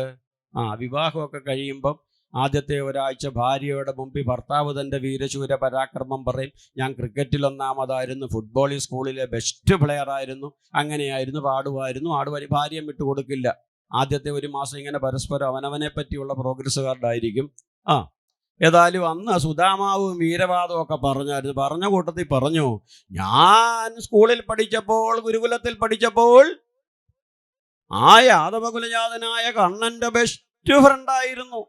കണ്ണൻ എവിടെ പോകണമെങ്കിലും എന്നെ കൊണ്ടുപോകുമായിരുന്നു. ഗുരു പോലും പറഞ്ഞു, ലോകത്തിലെ ഏറ്റവും നല്ല സുഹൃത്തുക്കൾ നിങ്ങളാണ്, പരസ്പരം മനസ്സിലാക്കിയ ഹൃദയത്തിൻ്റെ ഉടമകൾ. അതാണ് സുഹൃത്തുക്കൾ. ഇന്നലെ നമ്മളത് സൂചിപ്പിച്ചു. സുഹൃത്തുക്കൾ, പരസ്പരം മനസ്സിലാക്കിയ ഹൃദയത്തിൻ്റെ ഉടമകൾ. അതുകൊണ്ട് തന്നെ ചിരകാലം നിങ്ങളിൽ ആ ബന്ധം നിലനിൽക്കട്ടെ, ലോകത്തിലെ ഏറ്റവും നല്ല സുഹൃത്തുക്കളായി നിങ്ങൾ മാറപ്പെടട്ടെ എന്ന് അനുഗ്രഹിച്ചു. അങ്ങനെയുള്ള ഭഗവാന്റെ ക്ലാസ്മേറ്റാടി ഞാനെന്നൊക്കെ വീരവാദം പറഞ്ഞത് ആരുടെ കാതിലുണ്ടായിരുന്നു? അത് വലത് കാതിലൂടെ കേട്ട് ഇടത് കാതിലൂടെ പുറത്തേക്ക് വിട്ടില്ലായിരുന്നു അന്ന് ആര്? സുധാമ. ശുക്ഷാമ അതല്പം മനസ്സിൽ സൂക്ഷിച്ചു. അതുകൊണ്ട് ഇപ്പോൾ അത് തിരഞ്ഞെടുത്തുകൊണ്ട് ശുക്ഷാമ തൻ്റെ പതിയോട് പറയുന്നു, അപ്പുറത്തെ ഒരു വ്യക്തി പോയി ഭഗവാനെ ഒന്ന് കണ്ടപ്പോഴേ, അല്ലെങ്കിൽ രാജാവിനെ ഒന്ന് കണ്ടപ്പോഴേ ദാരിദ്ര്യത്തിന് ശമനമുണ്ടായി. അപ്പുറത്തെ വ്യക്തിയേക്കാൾ രാജാവിന് പ്രിയങ്കരനും അറിയപ്പെടുന്നവനുമാണ് അങ്ങ് തന്നെ എന്നോട് പറഞ്ഞു, ഗുരുകുലത്തിൽ അങ്ങയുടെ സതീർത്ഥനായിരുന്നു എന്ന് മാത്രമല്ല എല്ലാമായിരുന്നു. ആര്? എവിടെ പോകണമെങ്കിലും ഭഗവാനോടൊപ്പം ആര് കാണും? സുധാമാവ്. ഇനിയും പശുക്കളെ മേയ്ക്കുവാൻ പോയാൽ ഗുരുപത്നി ഒരു പൊതി കെട്ടി ഭഗവാന്റെ കയ്യിലും കൊടുക്കും, ഒരു പൊതി കെട്ടി ആരുടെ കയ്യിലും കൊടുക്കും? സുധാമാവിൻ്റെ. അന്നേരം സുധാമാവ് പറയും, ഭഗവാന്റെ പൊതി കൂടി ആര് പിടിച്ചോളാം? ഞാൻ പിടിച്ചോളാം. സ്നേഹം കൊണ്ടൊക്കെയാ, പക്ഷെ അതിൻ്റെ പിന്നിൽ ചില ഇടൻ അജണ്ടയും ഉണ്ട്. കുറേ അങ്ങോട്ട് നടന്നു കഴിയുമ്പം ഭഗവാൻ ഇങ്ങനെ മുന്നോട്ടങ്ങ് പോകും. മനഃപൂർവ്വം പോകുന്നതാണ്. കാരണം ഇങ്ങയുടെ മനസ്സിരിപ്പ് മനസ്സിലായി. ഇയാളുടെ മനസ്സ് മൊത്തം എവിടെ കിടക്കുക? പൊതിയിൽ, പൊതിയിൽ, പൊതിയിൽ. ഭഗവാൻ മുന്നോട്ട് പോയി അല്പം അകലം കിട്ടി ആ തക്കം നോക്കി തൻ്റെ പൊതി ഒന്ന് അഴിക്കും. അഴിക്കുന്നത് മാത്രമല്ല, പകുതി അകത്താക്കും. പകുതി അകത്താക്കി 2 ഏമ്പക്കം വിട്ട് മുന്നോട്ട് പോകുമ്പം പിന്നെയും മനസ്സെങ്ങോട്ട് പോകും? നല്ല സ്വാദ്. എന്നാൽ പിന്നെ ഏതായാലും പിന്നെ ആരും ഇത് കഴിക്കണ്ടല്ലേ, എന്തിനാ ചുമഞ്ഞോണ്ട് നടക്കണ്ട, വയറ്റിൽ കിടക്കട്ടെ എന്ന് വിചാരിച്ച് എന്ത് ചെയ്യും? ബാക്കി കൂടെ കഴിക്കും. പിന്നെ എന്തുണ്ട് കയ്യിൽ? കുറേ നടന്ന് കഴിയുമ്പം ഭഗവാന് വലിയ വിശപ്പൊന്നുമില്ല, അല്ലെങ്കിലും ഒരുപാട് മുമ്പ് ഇപ്പം ആരറിയാനാ. അതുകൊണ്ട് എന്ത് ചെയ്യാം? ഇങ്ങനെ കഴിച്ചതിൻ്റെ ഫലമായി ഇപ്പോൾ ദാരിദ്ര്യം വന്നതേ. അത് മറ്റൊരു കാരണം. ഭഗവാൻ അർഹതപ്പെട്ടത് ഭഗവാന് തന്നെ കൊടുക്കണം. ശരിക്കും നമ്മൾ കൊടുക്കുന്ന മുഴുവൻ ഭഗവാൻ കഴിക്കാറുണ്ടോ? ഒരു വ്യക്തി ഇപ്പം ഈ സപ്താഹയജ്ഞത്തിനോ അല്ലെങ്കിൽ ക്ഷേത്രത്തിൻ്റെ ഉത്സവത്തിനോടനുബന്ധിച്ചോ ഒരു വ്യക്തി 1 ചാക്ക് കൊടുത്താൽ ആ 1 ചാക്കരിയും ആയിരക്കണക്കിന് ആളുകൾക്കുള്ള അന്നമായി മാറുമാണോ അല്ലയോ? നമ്മൾ എന്ത് ഭഗവാന് നിവേദിച്ചാലും ഭഗവാൻ അത് പ്രസാദമാക്കി കൊടുത്തതിനേക്കാൾ അല്പമെങ്കിലും കൂടുതലേ തരൂ. ആര്? ഭഗവാൻ. എന്തിനാ അങ്ങനെ കൊടുക്കുന്നത്? അതാണ് ഈശ്വരതലം, മാധവതലം. ഭഗവാൻ തന്നെ തൻ്റെ വൃന്ദാവനത്തിൽ അത് കാട്ടിത്തന്നു. ഗോകുലത്തിൽ ഭഗവാൻ ഒരു അപ്പം കയ്യിൽ കിട്ടിയാൽ പോലും, ഒരു കഷ്ണം നെയ്യ് കിട്ടിയാലോ അല്ലെങ്കിൽ ഒരു ഉണ്ണിയപ്പം കിട്ടിയാൽ പോലും ഭഗവാൻ അത് ഭുജിക്കുന്നതിന് മുമ്പ് എന്ത് ചെയ്യും? തൻ്റെ കൂടെയുള്ള കൂട്ടുകാർക്ക് കൊടുക്കും. പശുക്കുട്ടിയുണ്ടെ അതിന് കൊടുക്കും, പട്ടിയും പൂച്ചയും ഉണ്ടല്ലോ അതിന് കൊടുത്തിട്ടും മിച്ചമുണ്ടെങ്കിലേ ആര് കഴിക്കൂ? ഭഗവാൻ. അതുകൊണ്ടാണ് ഗോപന്മാർ എത്ര പ്രായമുള്ളവരാണെങ്കിലും ഭഗവാനെ കണ്ണാ കണ്ണാ എന്ന് വിളിച്ചുകൊണ്ട് ആരോടൊപ്പം പോകുന്നത്? ഭഗവാനോടൊപ്പം പോകുന്നു. ഉറപ്പാ, അവർക്ക് ഉറപ്പാ. പറഞ്ഞു വന്നത് അതാണ് മാധവന്റെ തലം. അതുകൊണ്ട് അമ്മ പറയുന്നു, നാട്ടുകാർ മുഴുവൻ ഭഗവാന്റെ രാജാവായ കണ്ണൻ്റെ അരികിലേക്ക് ചെന്ന് അവരുടെ ആവശ്യങ്ങൾ നേടിയെടുക്കുമ്പോൾ അങ്ങയൊന്ന് ചെന്നാൽ എന്തായിരിക്കും സംഭവിക്കുക? കാരണം അങ്ങയുടെ പ്രിയപ്പെട്ട മിത്രമായിരുന്നു ഭഗവാൻ.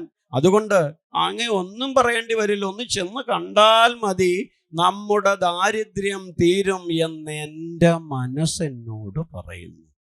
ഒരു പക്ഷേ ഇതായിരിക്കാം ഒരു മറുമാർഗം. ഉള്ളിലിരിക്കുന്ന ഈശ്വര ചൈതന്യം എന്നെ കൊണ്ടത് പറയിക്കുന്നു. അതുകൊണ്ട് അങ്ങ് എന്ത് ചെയ്യണം? കൃഷ്ണനെ ഒന്ന് മുഖം കാണിക്കുവാൻ വേണ്ടി എവിടേക്ക് പോകണം? ദ്വാരകയ്ക്ക്. കോളേജിൽ നിന്ന്, സ്കൂളിൽ നിന്ന് ഇറങ്ങിയിട്ട് വർഷം 10-20ആയി. 12ാമത്തെ വയസ്സിലെങ്ങാണ്ട് അവിടുന്ന് ഇറങ്ങിയതാ. ഇപ്പം 10-30 വർഷമായി. എത്ര വർഷം കഴിഞ്ഞു? 10-18 വർഷം കഴിഞ്ഞു. അന്നത്തെ ഗ്ലാമറൊന്നും ഇപ്പം ഇല്ല. ഭഗവാനാണെങ്കിൽ ഗ്ലാമർ കൂടി. ആരായി? സൂപ്പർ സ്റ്റാറായി, രാജാവായിട്ട് നിൽക്കുക. ഞാനാണെങ്കിലോ ദാരിദ്ര്യം കൊണ്ട് ഫോട്ടോസ്റ്റാറ്റ് പോലെ ആയി തീർന്നു. ഇപ്പം ഒന്ന് കളർ ഫോട്ടോയും ഒന്ന് ഫോട്ടോസ്റ്റാറ്റും പോലെ നിൽക്കുകയാണ്. അജഗജാന്തരം വ്യത്യാസമുണ്ട്. ഞാൻ അങ്ങോട്ട് ചെന്നാൽ ഒരു പക്ഷേ രാജാവെന്നെ അറിഞ്ഞില്ലെങ്കിലും അറിയാനേ വഴിയില്ല. തന്നെയുമല്ല, എൻ്റെ ഈ കോലം കാണുമ്പം തന്നെ ദ്വാരപാലകന്മാർ, ഭഗവാന്റെ സേവകന്മാർ എന്നെ അകത്തേക്ക് കടത്തി വിടില്ല. ഭഗവാനെ കാണാൻ പോലും യോഗ്യതയില്ല എന്ന് അവർക്ക് തോന്നും. അവരെന്നെ തടയും. ഇനിയും അവരെന്നെ അനുവദിച്ച് ഭഗവാന്റെ അരികിലേക്ക് എത്തിയാലും കണ്ണൻ എന്നെ കാണുമ്പോൾ എന്ത് വിചാരിക്കും? എൻ്റെ കോലം കൂടെ കാണുമ്പോൾ കണ്ണൻ എന്ത് ഉറപ്പാക്കും? എന്തോ സഹായം ചോദിച്ച് വന്നതാകും. ഹേ, അതെൻ്റെ മാനത്തിനെ ബാധിക്കില്ലേ എന്ന ചിന്തയുണ്ടാകുന്നു. പക്ഷേ ഇതേ രീതിയിൽ ഭാര്യയോട് പറഞ്ഞാൽ ഭാര്യ എങ്ങനെ പ്രതികരിക്കുമെന്ന് ആർക്കറിയാം? ഭാര്യയുടെ മനസ്സറിയാവുന്ന സുധാമാവിനറിയാം. അതുകൊണ്ട് തന്ത്രപൂർവം പോവാതിരിക്കാനുള്ള മറുമാർഗം കണ്ടെത്തുന്നു. ആര്? സുധാമാവ്. എന്ത് പറയുന്നു? നീ പറഞ്ഞതൊക്കെ ശരിയാ സുമംഗലേ, പക്ഷേ നിനക്കറിയാവല്ലോ, രാജാവിനെ മുഖം കാണിക്കണമെങ്കിൽ രാജാവിനെ മുഖം കാണാൻ പോകുന്നവരാദ്യം അവരുടെ കയ്യിൽ ഏതെങ്കിലും തിരുമുൽ കാഴ്ചകൾ കരുതണം. രാജാവിനെ എന്നല്ല, നമ്മൾ തന്നെയാണെങ്കിലും ഒരു ക്ഷേത്രത്തിലേക്ക് പോകുമ്പോൾ എന്തു ചെയ്യും? അവിടെ ചെന്നിട്ട് എൻ്റെ പരമേശ്വര, എൻ്റെ കൊച്ചിൻ്റെ കല്യാണം നടക്കണമേ, ഭർത്താവിന് പ്രമോഷൻ കിട്ടണം, ഇതെല്ലാം പറഞ്ഞിട്ടാണോ ചന്ദനത്തിരിയും പുഷ്പമൊക്കെ വെക്കുന്നത് നടക്ക്? അതോ ആദ്യം താൻ കൊണ്ടുവന്ന വിഭവങ്ങൾ നടക്കി വെച്ചിട്ടാണോ ആവശ്യപ്പെടുന്നത്? ഇനിയും ഭഗവാനെ വിട്ടേക്കുക. ഞാനൊരു വീട്ടിലേക്ക് അതിഥിയായി പോയി. അവിടെ ചില പ്രായമുള്ളവർ, പണ്ട് പ്രായമുള്ളവരാണെങ്കിൽ വെറ്റേം പാക്കും പോലെ, ഇന്ന് അതിൻ്റെ ആവശ്യമൊന്നുമില്ല, ദൈവാധീനം. ഇനിയും കൊച്ചുകുട്ടികൾ അവിടെ ഉണ്ടെങ്കിൽ കയ്യിൽ എന്ത് കരുതും? കുട്ടികൾക്ക് എന്തെങ്കിലും സ്വീറ്റ്സ് കരുതും. ഇത് കൊണ്ടുവന്ന് ഞാൻ തിരിച്ചിറങ്ങുന്നതിന് വരെ എൻ്റെ കൈവച്ചുകൊണ്ടിരിക്കുകയോ ചെന്നാൽ ഉടനെ അവർക്ക് കൊടുക്കുമോ? ഇത് എന്തിനാ അങ്ങനെ കൊടുക്കുന്നത്? എൻ്റെ ഒരു സന്തോഷം ഞാൻ ആദ്യമേ പ്രകടിപ്പിക്കുന്നു. അതോടുകൂടി അവരുടെ മനസ്സിനെ നമ്മൾ എന്ത് ചെയ്യുന്നു? രണ്ടാം ഉദ്ദേശം, ഒന്ന്, അവരെ സന്തോഷിപ്പിക്കുന്ന എന്തിനു വേണ്ടിയിട്ടാ? ഞാൻ എവിടേക്ക് ചെന്ന കാര്യം തടസ്സം കൂടാതെ നടക്കണം. അപ്പൊ ഉപഭോക്താവ് ആരാണ് ശരിക്കും? ഞാനാ. പക്ഷെ വിശാല ബുദ്ധിയോടൊക്കെയാ പറയുന്നത്, ആ കുട്ടിക്ക് കഴിക്കാനൊക്കെ ഞാൻ കൊണ്ടുപോയി കേട്ടോ. പക്ഷെ കാരണം അവരെ കുട്ടിക്ക് കൊടുക്കുമ്പോൾ സ്വാഭാവികമായി അത് കണ്ടുകൊണ്ട് നിൽക്കുന്ന ആര് സന്തോഷിക്കും? മാതാവും പിതാവും. അപ്പോൾ എന്നോടൊരു സോഫ്റ്റ് കോർണർ അവർക്കുണ്ടാകും. എന്തൊരു സ്നേഹം, നല്ല മനുഷ്യൻ. ഒരു പക്ഷേ എന്നെ പറ്റിയുള്ള തെറ്റായ ധാരണ പോലും അത് മാറ്റും. ആ സമീപനത്തിന് വളരെ പ്രാധാന്യമുണ്ട്. അതുകൊണ്ട് തന്നെ തൻ്റെ വീട്ടിൽ ഒരു പിടി നെല്ല് പോലുമില്ല, ഒരു വിഭവമില്ല, ഒരു തുട്ടുപോലുമില്ല എന്നറിഞ്ഞിട്ടും സുധാമാവ് പറയുന്നു, ഭഗവാനെ മുഖം കാണിക്കണമെങ്കിൽ, രാജാവിനെ മുഖം കാണിക്കണമെങ്കിൽ തിരുമുൽക്കാഴ്ച സമർപ്പിക്കണം. ഇവിടെയാണെങ്കിൽ അതുകൊണ്ട് ഞാൻ, ഇപ്പൊ ഇനിയും ഭാര്യ ഒന്നും പറയത്തില്ലല്ലോ, ന്യായമാ പറഞ്ഞത്, ഭാര്യയ്ക്കും തോന്നിക്കാണും.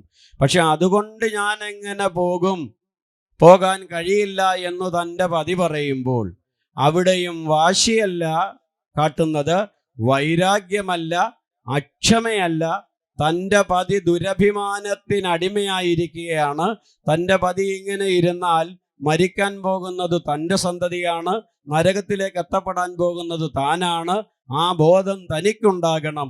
അതുകൊണ്ട് അക്ഷമയല്ല വേണ്ടത്, ക്ഷമയാണ് വേണ്ടത് എന്ന് ചിന്തിച്ചുകൊണ്ട് ഭർത്താവിനുണ്ടായിരുന്ന മാനം തനിക്ക് നഷ്ടപ്പെട്ടാലും കുഴപ്പമില്ല എന്ന് ചിന്തിച്ചുകൊണ്ട് ആ അമ്മ സ്വന്തം മാനത്തെയും ദുരഭിമാനത്തെയും എല്ലാം മറന്നുകൊണ്ട് തൊട്ടരികിലുള്ള 4 ഭവനത്തിലെ അമ്മമാരുടെ മുമ്പിൽ തൻ്റെ പുടവയുടെ തുമ്പിനെ നീട്ടി.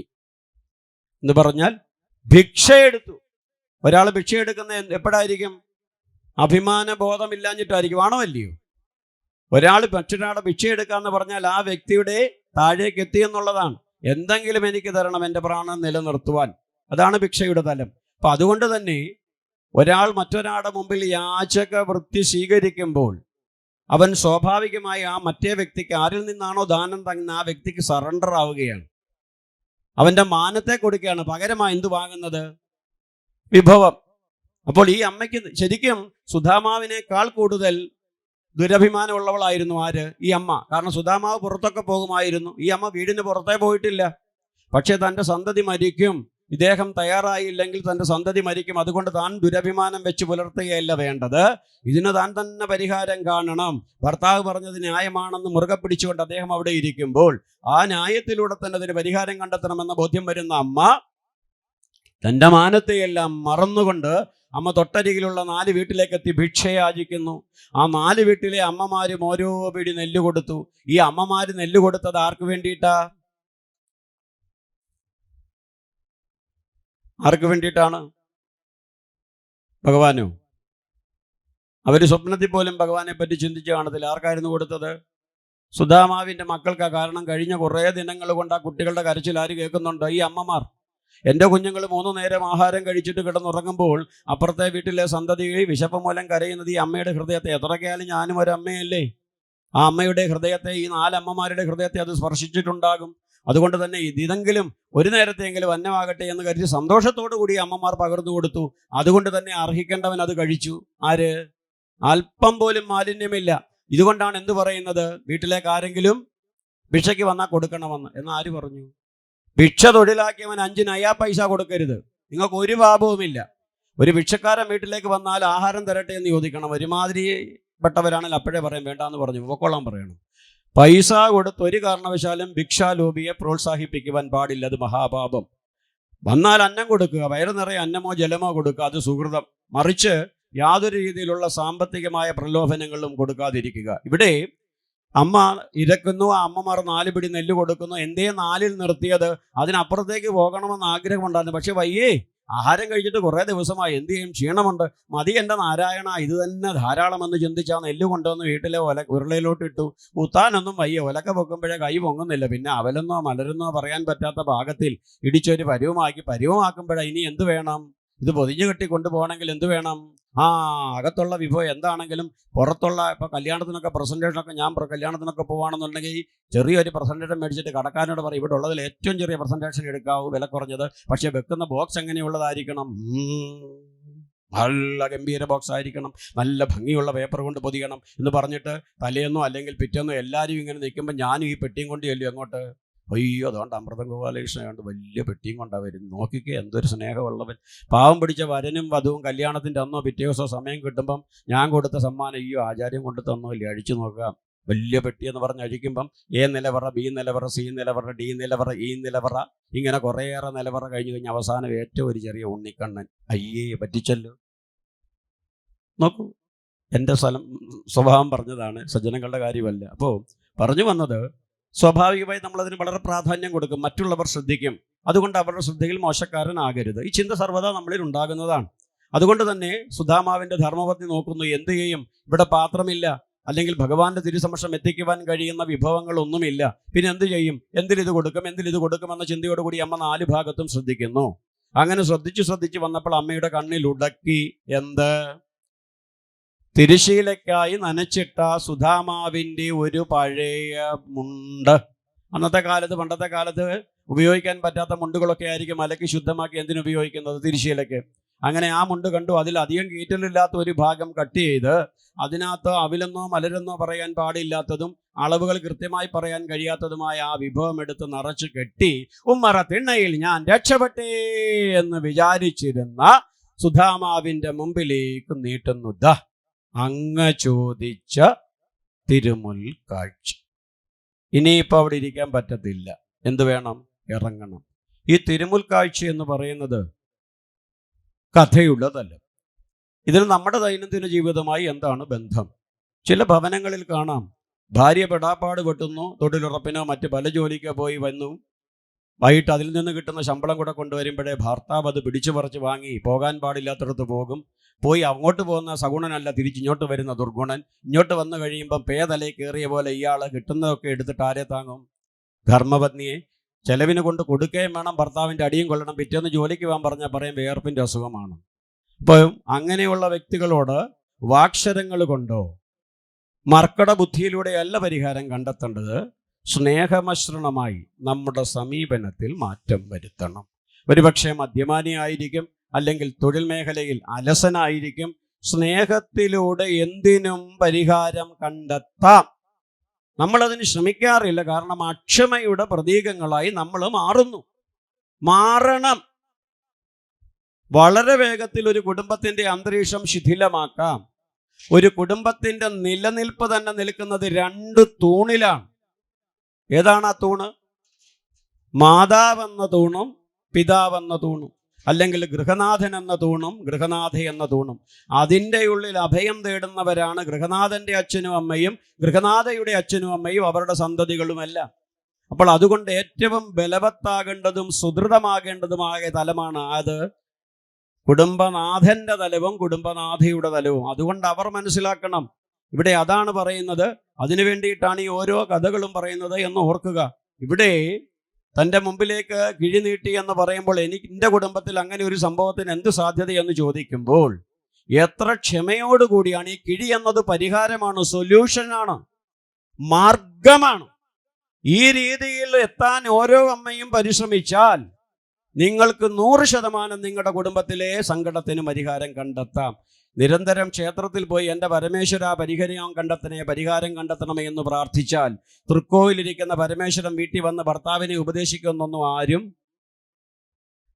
ആരും തെറ്റിദ്ധരിക്കരുത്. പക്ഷേ ഭർത്താവിനെ എങ്ങനെ നേരായ മാർഗത്തിലേക്ക് എത്തുമെന്നുള്ള ബുദ്ധിയായി ആരെത്തും?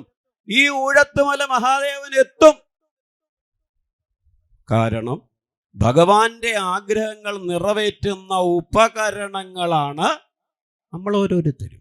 മെന്റൽ മെച്യൂരിറ്റി ഉദ്ധരേത് ആത്മനാത്മാനം, ഭാഗവത തത്വം. ജ്ഞാനമുള്ളവൻ ഒരു കാരണവശാലും പ്രത്യേകം ഓർത്തോളൂ, ഈ കഥയുടെ അവസാനം നമുക്ക് ആ വാക്കിൻ്റെ ആവശ്യമുണ്ട്. ജ്ഞാനമുള്ളവൻ ഒരിക്കലും പരാജയത്തെ ഭുജിക്കില്ല, സർവത്തിൻ്റെയും പരിഹാരം തേടും. അങ്ങനെ ആ അമ്മ പരിഹാരം പറയുമ്പോൾ ഞാനും ആ രീതിയിലേക്ക് എത്തണം. അതിൻ്റെ അർത്ഥം തൊട്ടടുത്ത വീട്ടിൽ പോയി അവൽ ഭിക്ഷയെടുത്ത് അവൽ വാങ്ങി കിഴി കെട്ടി കൊടുക്കണമെന്നല്ല. ക്ഷമയുടെയും സഹനത്തിലൂടെയും എൻ്റെ അറിവിനെ ഞാൻ പ്രയോജനപ്പെടുത്തിയാൽ തീർച്ചയായും സ്നേഹമസൃണമായ രീതിയിൽ പരിഹാരം കണ്ടെത്താൻ കഴിയും. എത്ര അലസനെയും എത്ര ദുസ്വഭാവിയെയും സ്നേഹത്തിലൂടെ മാറ്റാൻ കഴിയും. ഉറപ്പാ. കാരണം മാറ്റം വരേണ്ടത് മനസ്സിനാണ്. മനസ്സിന് മാറ്റം കൊടുക്കാൻ എന്തിലൂടെ മാത്രമേ കഴിയൂ? സ്നേഹത്തിലൂടെ. ശരീരത്തിനൊരു വ്യാധി വന്നാൽ മെഡിസിൻ ഉപയോഗിക്കാം, പക്ഷെ മനസ്സിനെ കൺവെർട്ട് ചെയ്യണമെങ്കിൽ മെഡിസിൻ കൊണ്ട് ഒരു പ്രയോജനവുമില്ല. എന്തിലൂടെ ആയിരിക്കണം മാറ്റം വരുത്തേണ്ടത്? മാനസികമായ പരിവർത്തനമായിരിക്കണം സംഭവിക്കേണ്ടത്. അതിന് മനസ്സാണ്, സ്നേഹമാണ്, സമീപനമാണ് ഏറ്റവും കൂടുതൽ പ്രയോജനപ്രദം. അതുകൊണ്ട് തന്നെ അമ്മ പറയുമ്പോൾ ഇനിയും മറ്റു മാർഗമില്ല എന്ന് ബോധ്യം വരുന്ന സുധാമാവ് ഉമ്മറത്തിണ്ണയിൽ നിന്ന് ഇറങ്ങുന്നു. ഇനി ഇവിടെ ഇരിക്കാൻ പറ്റത്തില്ല. എവിടെ നിന്ന് കൊണ്ടുവന്നു എന്ന് അറിഞ്ഞുകൂടാ. ഇവിടെ ഒന്നും ഇല്ലായിരുന്നു, അപ്പോൾ സ്വാഭാവികമായി ഇരുന്ന് കൊണ്ടുവന്നതായിരിക്കും എന്ന ചിന്തയോടുകൂടി ഏത് വിധേനയും ലക്ഷ്യത്തിലേക്ക് എത്തണം. ഇനി ഇവിടെ ഇരിക്കുവാൻ പാടില്ല, മാധവന്റെ ഇച്ഛയാകുമെന്ന് ചിന്തിച്ച് കൊടയൊക്കെ തപ്പി. കൊട തപ്പുമ്പോൾ കൊടയുടെ പിടി മാത്രമേ ഉള്ളൂ, കുഴപ്പമില്ലാത്ത. ബാക്കി ഓല എന്നൊക്കെ പേരേ ഉള്ളൂ. എന്തെങ്കിലും ഒന്നാട്ട് കയ്യിലൊരെണ്ണം ഇരിക്കട്ടെ എന്ന ചിന്തയോടുകൂടി അതും എടുത്ത് പിടിച്ചുകൊണ്ട്, അന്ന് ബാഗും ഒന്നുമില്ലായിരുന്നു, ഹാൻഡ് ബാഗും ബ്രീഫ് കേസും ഒന്നും ഇല്ലായിരുന്നുകൊണ്ട് ഈ പൊതി എന്ത് ചെയ്തു? പിന്നെ അവലിനൊരു ഗുണമുണ്ട്, കിഴിയായതുകൊണ്ട് എങ്ങനെ ഏത് ആകൃതി വേണേലും ഇത് ഇരുന്നോളും. അതുകൊണ്ട് എന്ത് ചെയ്തു?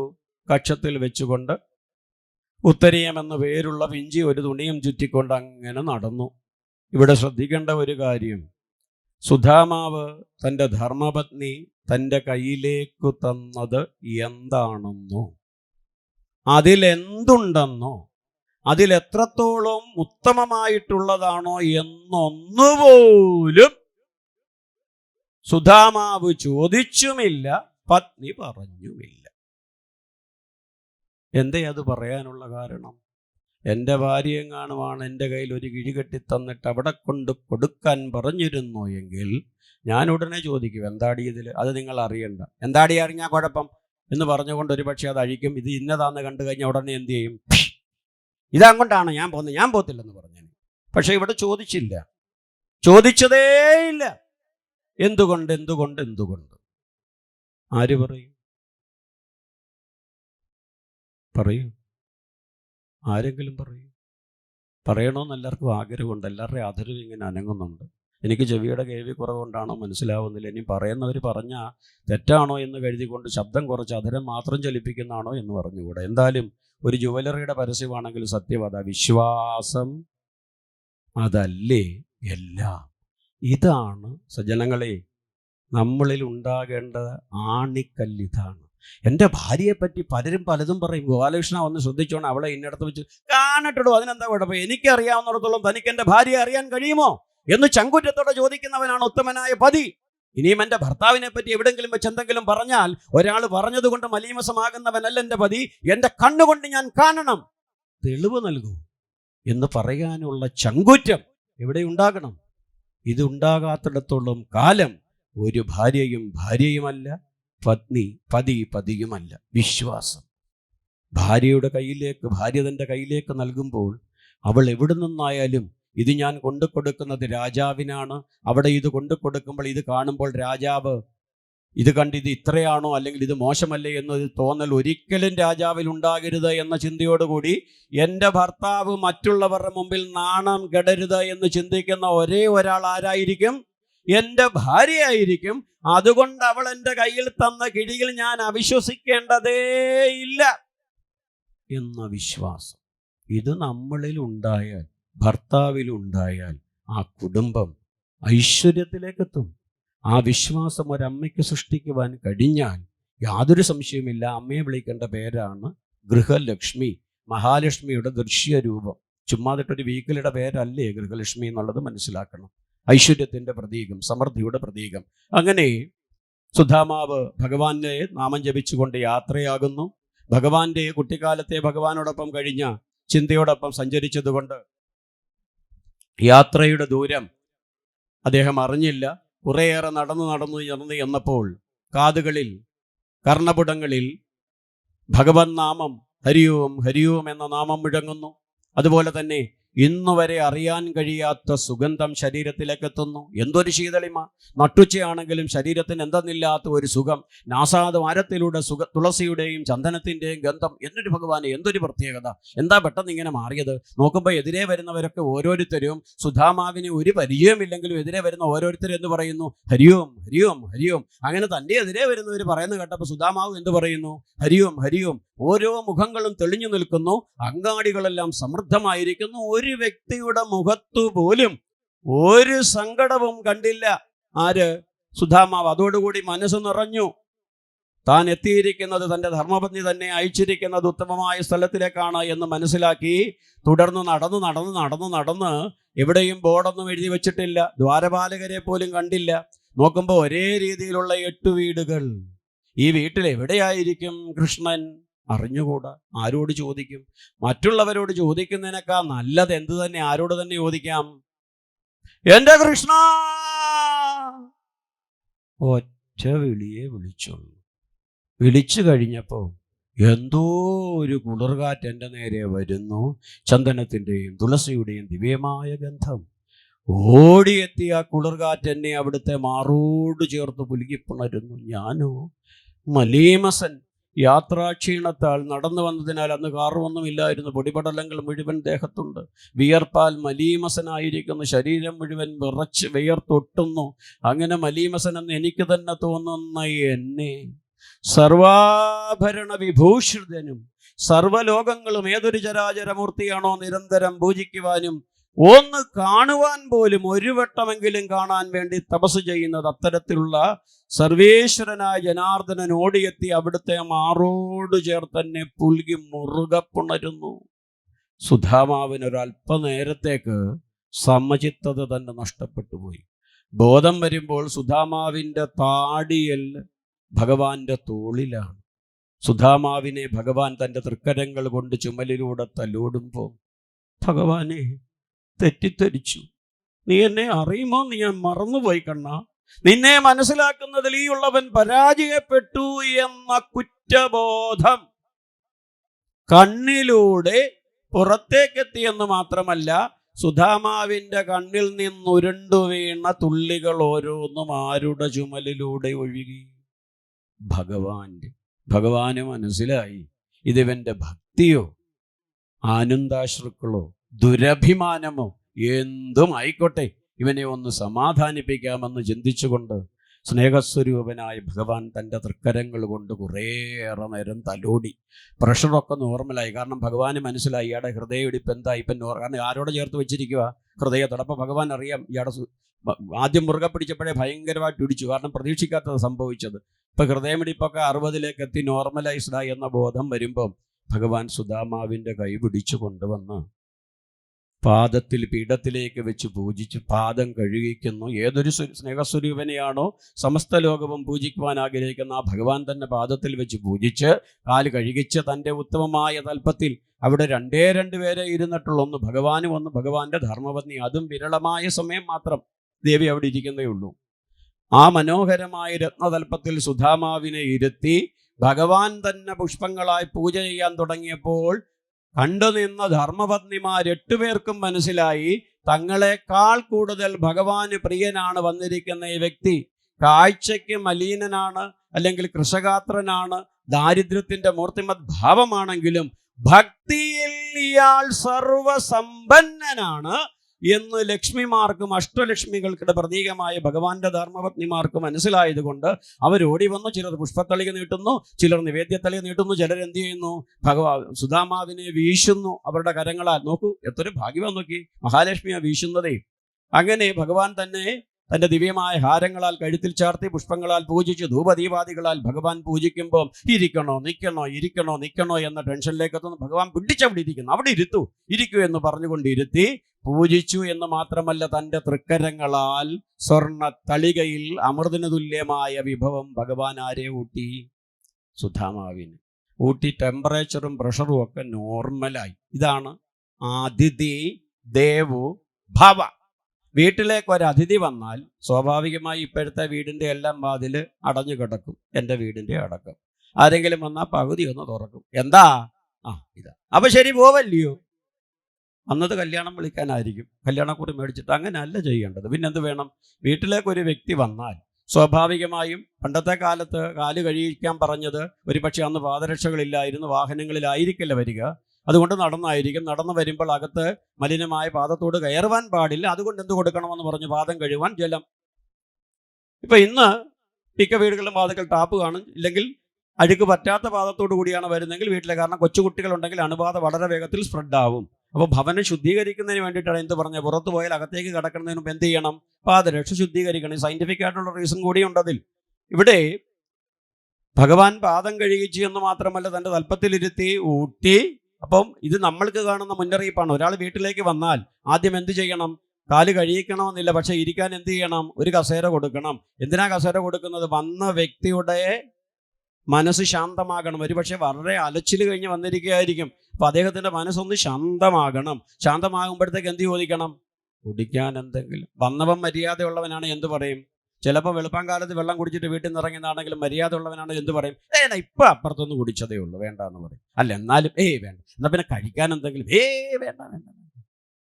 ചോദിക്കുക എന്നുള്ളത് നമ്മുടെ ധർമ്മമാണ്. ഇതാണ് അതിഥി മര്യാദ. ചോദിച്ചു കഴിഞ്ഞതിന് ശേഷം മാത്രമേ എന്ത് ചോദിക്കാവൂ? എന്താ പതിവില്ലാതെ ഇറങ്ങിയത് എന്ന്. ഇതാണ് ഭഗവാൻ ഇവിടെ കാണിക്കുന്നത്. തൻ്റെ തളികയിൽ, സ്വർണ്ണത്തളികയിൽ തൻ്റെ തൃക്കരങ്ങളാൽ ഊട്ടിയതിന് ശേഷമാണ് ഭഗവാൻ ചോദിക്കുന്നത്, കള്ളൻ എവിടെ ആയിരുന്നടോ ഇത്രയും കാലം? എവിടൊക്കെ ഇയാളെ അന്വേഷിച്ചു? ഇയാൾക്ക് എന്നെ കണ്ടെത്താൻ ഒരു ബുദ്ധിമുട്ടുമില്ല. കാരണം ജനങ്ങളുടെ ഹൃദയത്തിലേക്ക് എത്തി രാജാവായി ദ്വാരകാധിപതിയായി ഞാൻ കഴിയുന്നു. ഇന്നുവരെ സുദാമാവേ, വർഷം 10-18 ഒന്നെന്നെ കാണണമെന്ന് പോലും ഇയാൾക്ക് തോന്നിയില്ലല്ലോ. എന്തേ അങ്ങനെ തോന്നിയത് എന്ന് ചോദിക്കുമ്പോൾ ആര് കരച്ചിലിൻ്റെ വക്കിലേക്ക് എത്തുന്നു? ഇത് ഭഗവാന്റെ തലമല്ല. ഒരാളെ കരയിപ്പിക്കുക എന്നതല്ല ആരുടെ തലം. ഇത് നമുക്കും ഉണ്ടാകണം. വീട്ടിലേക്ക് വന്ന ഒരാൾ ഒരു കാര്യം ചോദിക്കുക, ഇത്രയും നാൾ വന്നില്ലല്ലോടാ. എൻ്റെ അമ്മയൊക്കെ ആണെങ്കിൽ ആഴ്ചയിൽ 3 വട്ടം കണ്ടില്ലെങ്കിൽ പിറ്റേ ദിവസം ഇന്നലെ കണ്ടിട്ട് ഇന്ന് മറ്റന്നാളായില്ലെന്ന് ചോദിക്കും, എവിടെ ആയിരുന്നടാ കൊച്ചനെ, നിന്നെ കണ്ടിട്ട് കുറേ ദിവസമായില്ലെന്ന് ചോദിച്ചാൽ പരാതി പറയും. അപ്പോൾ അത് അവരുടെ സ്വഭാവമാണ് എന്ന് ചിന്തിച്ചുകൊണ്ട് അതുപോലെ തന്നെ പറയണം. അപ്പോൾ കുറേ പറഞ്ഞു കഴിയുമ്പോൾ അവർ കരയുമെന്നുള്ള പറയാം, അവരെ കുറ്റപ്പെടുത്താൻ നിൽക്കരുത്. നമ്മൾ എന്ത് ചെയ്യണം? അത് തിരിക്കണം, മനസ്സിനെ മാറ്റണം. ഇതിവിടെ അതാണ്. ഇനിയും താനീ ചോദിക്കുന്നതൊക്കെ കേട്ടപ്പോൾ സുദാമാവിൽ സങ്കടമുണ്ടാകുന്നു, കുറ്റബോധം വീണ്ടും കണ്ണിലൂടെ നിറഞ്ഞു തുളുമ്പാൻ പോകുന്നു എന്ന് കണ്ടപ്പോൾ ഭഗവാൻ ആ രംഗമേ മാറ്റി. എത്ര വിദഗ്ധമായിട്ടാണ് നോക്കി. സുദാമാവേ, നമുക്ക് ഓർമ്മയുണ്ടോ നമ്മൾ ഗുരുകുലത്തിൽ കഴിഞ്ഞത്? ഒരാളുടെ ജീവിതത്തിൽ ഏറ്റവും സുന്ദരകരമായ കാര്യമായിരിക്കും പ്രായമായിരിക്കും. ഏത് പ്രായം? സ്കൂളിലും കോളേജിലും കഴിഞ്ഞാണോ അല്ലയോ? നമ്മൾ 80 വയസ്സിൽ നിൽക്കുമ്പോഴും നമ്മുടെ കൂടെ പഠിച്ച ഒരു വ്യക്തിയെ കാണുമ്പോൾ നമ്മുടെ മനസ്സ് ഏത് പ്രായത്തിലേക്ക് പോകും? ഓർമ്മയുണ്ടോടാ അന്ന് മാവി കല്ലെറിഞ്ഞത്? മാവി കല്ലെറിയണ ഏത് പ്രായം വേണം? അപ്പം മനസ്സ് മാറി. ശരീരം ചുക്കിച്ചുളിഞ്ഞു, ജരാനരകൾ ബാധിച്ചു, പക്ഷെ മനസ്സ് വളരെ കുട്ടിയുടെ തലത്തിലേക്ക് എത്തി. ഏറ്റവും നമ്മൾ സ്മരിക്കുവാനും അതിലൂടെ സന്തോഷം കണ്ടെത്താനും ഉപയോഗിക്കുന്ന ഏറ്റവും നല്ല പ്രായമാണ് ബാല്യകാലം, അതിലും വിദ്യാഭ്യാസ കാലഘട്ടം. അതുകൊണ്ട് തന്നെ ഇവിടെ സുദാമാവിനെ ഭഗവാൻ സുന്ദരകരമായ ഓർമ്മയിലേക്കാണ് വളരെ വിദഗ്ധമായി മാറ്റിയത്. നോക്കൂ, സത്യത്തിൽ ഇതൊക്കെ വിശദമായി പറയേണ്ടതാണ്, സമയക്കുറവ് കൊണ്ട് നമ്മളിങ്ങനെ ജസ്റ്റ് ഒന്ന് പാസ് ചെയ്തു പോകുന്നു. അങ്ങനെ ഭഗവാൻ സുദാമാവിൻ്റെ ശ്രദ്ധയെ ഗുരുകുലത്തിലേക്ക് എത്തിക്കുന്നു. തുടർന്ന് താൻ പോലും മറന്നുപോയത് ഒന്നുപോലും വിടാതെ ഭഗവാൻ പറയുന്നു, ഗുരുപത്നിക്ക് വേണ്ടി വിറകിന് പോയതും കാട്ടിലേക്ക് കടന്നപ്പോൾ കൂരിൽ മഴ വന്നതും, മഴ നനയാതിരിക്കാൻ വൃക്ഷത്തിൻ്റെ ചുവട്ടിൽ കയറിയതും, പിന്നെ തണുപ്പ് വന്നപ്പോൾ തണുക്കാതിരിക്കാൻ പരസ്പരം കെട്ടിപ്പിടിച്ച് കിടന്നതും, രാത്രിയായിട്ടും വിറകിന് പോയ 2 ശിഷ്യന്മാരെ കണ്ടില്ലല്ലോ എന്ന ചിന്തയോടുകൂടി ഗുരുവും ശിഷ്യന്മാരും അന്വേഷിച്ച് വന്നതും, വിളക്ക് കൊണ്ടിങ്ങനെ നോക്കുമ്പോൾ മരച്ചോട്ട് 2 പേരും കെട്ടിപ്പിടിച്ച് കിടക്കുന്നു. നിങ്ങളാണ് ലോകത്തിലെ ഏറ്റവും നല്ല സുഹൃത്തുക്കൾ, എത്ര ഉത്തമന്മാരെന്ന് പറഞ്ഞ് അനുഗ്രഹിച്ചതും ഒക്കെ ഓർമ്മയുണ്ടോ എന്ന് പറഞ്ഞപ്പോൾ ഇതൊക്കെ ഞാൻ എന്നേ മറന്നുപോയി. ഇപ്പോഴും നീ ഇതൊന്നും മറന്നിട്ടില്ലയോ എൻ്റെ കൃഷ്ണ? നിന്നെ ഞാൻ കാണാൻ മറന്നുപോയല്ലോ, നിന്നെ ഞാൻ മനസ്സിലാക്കാൻ മറന്നുപോയല്ലോ എന്ന ചിന്ത വീണ്ടും വീണ്ടും വീണ്ടും വീണ്ടും ആരുടെ മനസ്സിലേക്ക് എത്തുന്നു? സുദാമാവിൻ്റെ മനസ്സിലേക്ക് എത്തുന്നു. ഒക്കെ പറഞ്ഞു കഴിഞ്ഞപ്പോൾ സുദാമാവ് പറയുന്ന എല്ലാം എൻ്റെ മനസ്സിലുണ്ട്, എങ്കിലും അങ്ങേ ഇപ്പം തന്നെ കാണാൻ സാധിച്ച സുഹൃതമാണോ എന്ന് പറഞ്ഞു കഴിഞ്ഞപ്പോൾ ഭഗവാൻ പറയുന്നു, സാധാരണ എന്നെ ആരെങ്കിലും കാണാൻ വന്നാൽ വരുന്നവരെനിക്കുള്ള വിഹിതവാദ്യം തരുക ഇവിടുത്തെ ചടങ്ങ്. അത് സഭയിൽ വെച്ചാണെങ്കിലും വീട്ടിൽ വെച്ചാലും എന്നെ കാണാൻ വരുമ്പോൾ എനിക്കുള്ളത് ആദ്യം തരും. നീ മാത്രം ഇതുവരെ ഒന്നും വന്നില്ല. അപ്പം അതിൻ്റെ അർത്ഥം നീ ഒന്നും കൊണ്ടുവന്നിട്ടില്ലെന്നുള്ളതല്ല, മറ്റാരും കൊണ്ടുവരാത്തതോ അമൂല്യമായോ എനിക്ക് പ്രിയങ്കരമായിട്ടുള്ള ഏതെങ്കിലും ഒന്നു നീ. അപ്പോഴാണ് കുചേലൻ എന്തിനെപ്പറ്റി ചിന്തിക്കുന്നത്? തൻ്റെ ധർമ്മപത്നി തൻ്റെ കയ്യിൽ കെട്ടിത്തന്ന കിഴി അതെവിടാ വെച്ചത്? ഒരു മനുഷ്യൻ്റെ ശരീരത്തിൽ ഏറ്റവും വേഗത്തിൽ വിയർപ്പ് ബാധിക്കുന്ന ഭാഗങ്ങളിലൊന്നാണ് കക്ഷം. ഇപ്പോഴത് പിഴിഞ്ഞാൽ 3 ലിറ്റർ ഉപ്പുവെള്ളം കിട്ടും. കാരണം നടന്നതിൻ്റെ വെള്ളവും പിന്നെ ക്ഷീണത്തിൻ്റെ എല്ലാം കൂടി ഇവിടെ കാണും. അതിൽ അല്പം പോലും ഉപ്പ് ചേർക്കണ്ട. തന്നെയല്ല, നനഞ്ഞു കുതിർന്നിരിക്കുന്ന ഈ വിഭവം ഭഗവാൻ കാണുക പോലും ചെയ്യരുത്. എന്താ കുഴപ്പം? ഇത് കണ്ട ഭഗവാൻ എന്ത് തോന്നും? സ്വർണ്ണത്തളികയിൽ എന്നെ ഊട്ടിയ മഹാപ്രഭുവാ, തന്നെ വല്ല 8 പേര് ചുറ്റും നിൽക്കുക. അവർ ചെന്ന് എല്ലാവരെയും വിളിച്ചു വരുത്തി. ഭഗവാന് പ്രിയങ്കരനായ, അപ്പോൾ അവിടെ ഒരു കൊട്ടാരം, ഒരു സമ്മേളനം നടക്കാനുള്ള മൊത്തം ആളുകൾ ഇവിടെ നിൽപ്പുണ്ട് ഭഗവാന്റെ കൊട്ടാരത്തിൽ. ഇത്രയും പേരുടെ മുമ്പിൽ വെച്ച് ഞാൻ ഭഗവാന് കഴിക്കാൻ ഇതാ കൊണ്ടുവന്നതെന്ന് കൊണ്ടാൽ എൻ്റെ മാനമല്ല പോകുന്നത്, പിന്നെ ആരുടെ മാനമാ? ഞാൻ ഇത്രയേ ഭഗവാനെ മനസ്സിലാക്കിയിട്ടുള്ളൂ എന്ന് അവർ ധരിക്കും. സ്നേഹസ്വരൂപനായ ഭഗവാന്റെ യശസ്സിന് അത് കൊട്ടം തട്ടിക്കും. ഈ ബോധം വരുന്നതോടുകൂടി സുധാമാവതിനെ എന്ത് ചെയ്യുന്നു? ഭാഗവതം പറയുന്നു നാണത്തോടെ. ഏതാണ് നാണം? ഇതെങ്ങനെ കൊടുക്കുമെന്നുള്ള ചിന്തയാണ്. നമ്മൾക്ക് ആ ചിന്ത ഉണ്ടാകാറുണ്ടോ ഇല്ലയോ? ഉണ്ടാകുമോ? ഇപ്പം നമ്മൾ നേരത്തെ സൂചിപ്പിച്ച ഒരു സുഹൃത്തിൻ്റെ വീട്ടിലേക്ക് പോകുമ്പോൾ അവിടെ കുട്ടിയുണ്ടെന്ന് കണ്ട് നമ്മൾ കയ്യിൽ എന്തെങ്കിലും വാങ്ങിക്കരുതും. എൻ്റെ കയ്യിൽ എൻ്റെ ഭാര്യ എന്ത് ചെയ്തു? അപ്പുറത്തെ നളിനാക്ഷിയുടെ കയ്യിൽ പോയിട്ട് 5 രൂപ മേടിച്ചുകൊണ്ട് തന്നെ എൻ്റെ കയ്യിൽ ഒന്നുമില്ലാത്ത. ഞാനെന്ത് പറഞ്ഞു? ഇടീ, ഒരു പക്ഷേ എൻ്റെ മോടെ എഡ്യൂക്കേഷൻ ലോൺ തിരിച്ചടയ്ക്കാത്തതുകൊണ്ട് ബാങ്ക് ജപ്തി നോട്ടീസ് വിട്ടെന്ന് വിചാരിക്കുക, അല്ലെങ്കിൽ മോളെ ഫീസ് കൊടുക്കാത്തതുകൊണ്ട് കോളേജിൽ നിന്ന് ഇറക്കി വിടുന്നു. അപ്പോൾ ഭാര്യ പറഞ്ഞു, വേണ്ട അപ്പുറത്ത് ചെന്നാൽ കേശവൻ ചേട്ടനോടൊന്ന് ചോദിര്, എന്തെങ്കിലും തരും. അതെങ്ങനെയാണ് ഞാൻ പോകുന്നത്? കേശവൻ ചേട്ടൻ്റെ വീട്ടിൽ 2 പിള്ളേരില്ല, എന്തെങ്കിലും പരിഹാരം ഉണ്ടാക്കാമെന്ന് പറഞ്ഞ് കേട്ടോണ്ട് അമ്മ എന്ത് ചെയ്യും? എൻ്റെ ഭാര്യ എന്ത് ചെയ്യും? തൊട്ടടുത്ത വീട്ടിൽ പോയി ചോദിച്ചു. അവർ 10 രൂപ എടുത്ത് കൈ കൊടുത്തു. ഈ 10 രൂപ എൻ്റെ ഭർത്താവിൻ്റെ കൊടുത്തിട്ട് പറഞ്ഞു, പോകുന്ന വഴിക്ക് എന്തെങ്കിലും മേടിച്ചു. പോകുന്ന വഴിക്ക് 10 രൂപയ്ക്ക് എന്ത് കിട്ടാനോ തൊട്ടടുത്ത കടയിൽ കയറി, മുറുക്കാൻ കടയിൽ കയറി 10 രൂപയുടെ ഗ്യാസ് മുട്ടായി മേടിച്ചു. ഗ്യാസ് മുട്ടായി മേടിച്ചുകൊണ്ട് അയാൾ പെട്ടി ഒന്നും തന്നില്ല, ഒരു പേപ്പർ ചുരുട്ടി കെട്ടി തന്നതേ ഉള്ളൂ.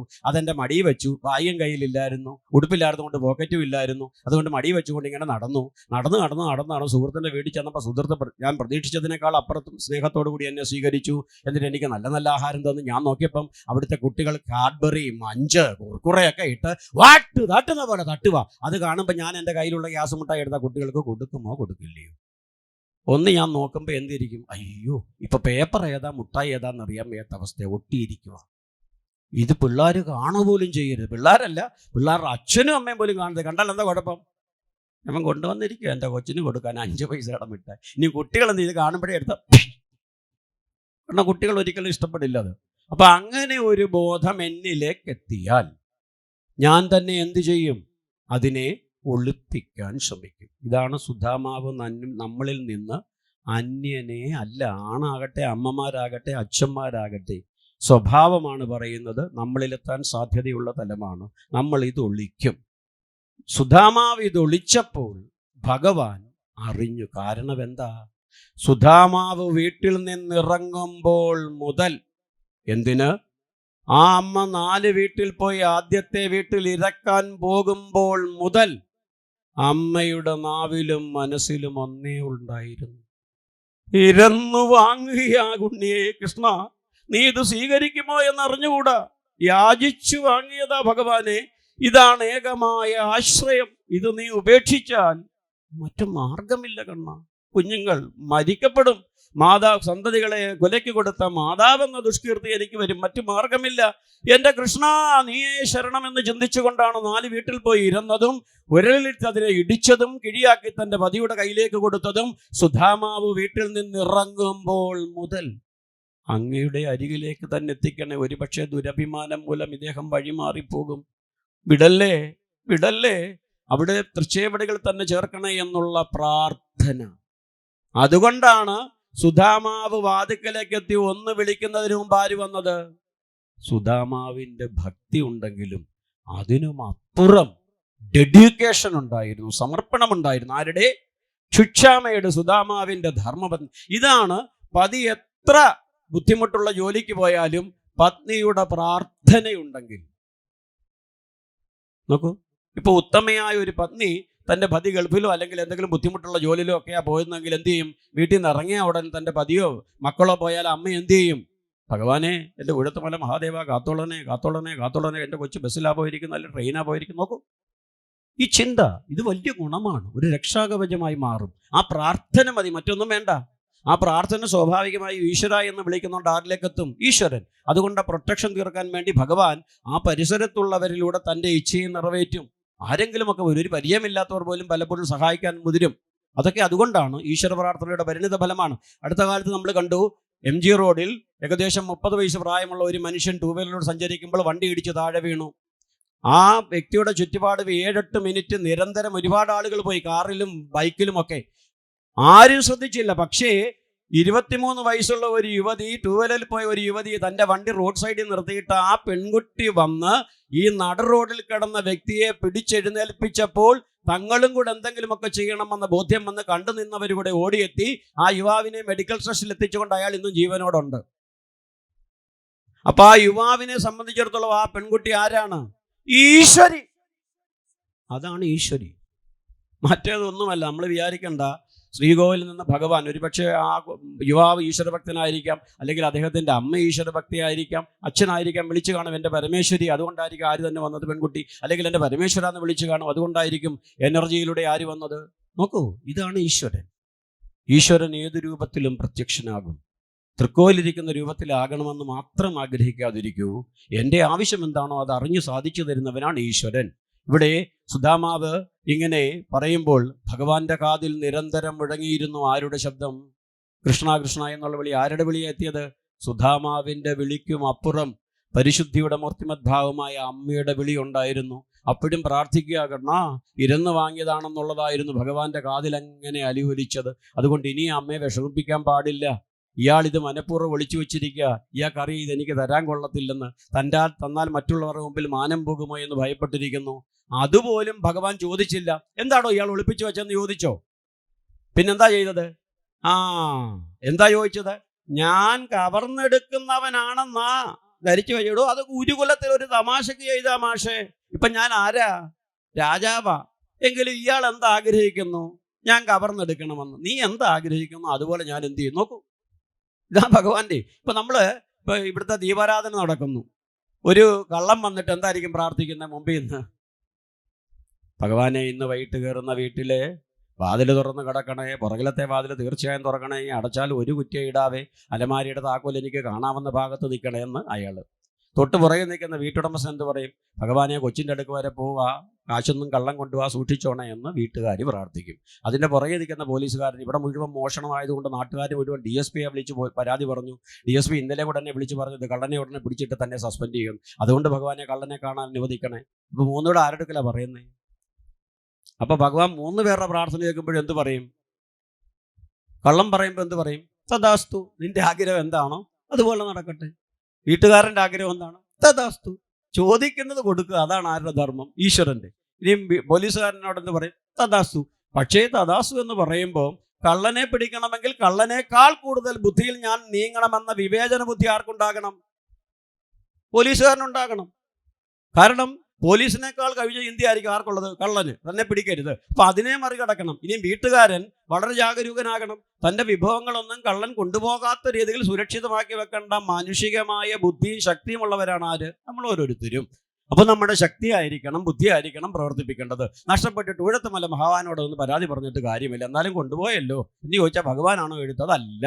അപ്പൊ അതുകൊണ്ട് അവനവൻ്റെ അറിവ് കുറവിനെ പരിഹരിക്കാൻ ശ്രമിക്കണം. ഇവിടെ സുധാമാവിനെ ഭഗവാൻ കുറ്റപ്പെടുത്തുന്നില്ല. ഇപ്പോഴും നീ ധരിച്ചിരിക്കുന്ന ഞാൻ കവർന്നെടുക്കുമെന്നാണ്. അതുകൊണ്ടാണോ നീ ഒളിച്ചു വെച്ചത്? ശരി, അങ്ങനെയെങ്കിൽ അങ്ങനെ ആകട്ടെ എന്ന് പറഞ്ഞുകൊണ്ട്, എന്താ ഒളിപ്പിച്ചു വെച്ചിരിക്കുന്നത് കേമൻ എന്ന് പറഞ്ഞുകൊണ്ട് ഉത്തരീയം പിടിച്ചു മാറ്റാൻ ശ്രമിക്കുന്നു. ഇത് പിടിച്ചാൽ കീറിപ്പോകുമോ എന്ന ഭയമുള്ള സുധാമാവ് മുറുകെ പിടിക്കുന്നു, വിട്ടുകൊടുക്കാതെ. അവസാനം സുധാമാവിന്റെ കക്ഷത്തിൽ നിന്ന് ഭഗവാൻ അവിലെടുക്കുമ്പോൾ സുധാമാവ് 2 കണ്ണുകൾ അടച്ചിട്ടുണ്ടാകും, ഉറപ്പാ. എന്തായിരിക്കും കാരണം? ഇത് കയ്യിലെടുക്കുമ്പോഴേ ഭഗവാന്റെ കൈ ഒട്ടും. പിന്നെ എന്തായിരിക്കും ചെയ്യാൻ പോകുന്നത്? അടിച്ചു. കാരണം ആ രീതിയിൽ ഇരിക്കുകയായത്. അതുകൊണ്ട് ഇത് വലിച്ചെറിയും, ഉറപ്പാ. എനിക്കത് കാണാൻ വയ്യ എന്ന ചിന്തയോട് കണ്ണയക്കുമ്പോൾ, അടച്ചങ്ങനെ നിൽക്കുമ്പോൾ എന്താ സംഭവിക്കുക? നമ്മൾ ഭീകരാവസ്ഥയാണെങ്കിൽ നമ്മൾ എന്ത് ചെയ്യും? പ്രിക്കോഷൻസ് എടുക്കും. അങ്ങനെ കണ്ണടച്ച് ഇപ്പപ്പെട്ടു എന്ന് പറഞ്ഞിരിക്കും. എന്തൊരു മാറ്റമായി! ഇതൊന്ന് നോക്കുമ്പോൾ ടൺ കണക്കിന് സ്വർണ്ണ ലോട്ടറി അടിച്ച പോലെ നിൽക്കുന്ന ആര്? 1 ലഡ്ഡു ഒന്നുമല്ല പൊട്ടിയത്, 1000 ലഡ്ഡു ഭഗവാന്റെ മുഖത്ത് പൊട്ടിയിരിക്കുന്നു. എന്തൊരു സന്തോഷം! ധർമ്മപത്നിമാർ 8 പേരും അത്ഭുതപ്പെടുന്നു. ഞങ്ങളെപ്പോലും കൈപിടിച്ചപ്പോൾ ഇങ്ങനൊരു ചൈതന്യം കണ്ടിട്ടില്ല മുഖത്ത്. എന്തൊരു ചൈതന്യം! എന്നിട്ട് എന്ത് ചെയ്തു? 1 മുഷ്ടി 1 പിടി വാരി കഴിച്ചു. അടുത്ത പിടി വാരാൻ പോയപ്പോൾ കഥയുടെ തുടക്കത്തിൽ സൂചിപ്പിച്ച 2ാമത്തെ ഗൃഹലക്ഷ്മി എൻട്രി ആവുന്ന കഥയിലേക്ക്. ഇനിയും ഭഗവാനെയും കുചേലനെയും അങ്ങ് വിട്ടേക്കുക. എന്നിട്ട് എന്ത് ചെയ്തു ഈ അമ്മ? എന്തൊക്കെയോ ചെയ്തെന്നൊക്കെ ആരാണ്ടൊക്കെ പറഞ്ഞായിരുന്നു. എന്തോ ചെയ്തു? ഡോണ്ട് ഡു കണ്ണ എന്ന് പറഞ്ഞ് എന്ത് ചെയ്ത്? കയ്യെ പിടിച്ചെന്നോ?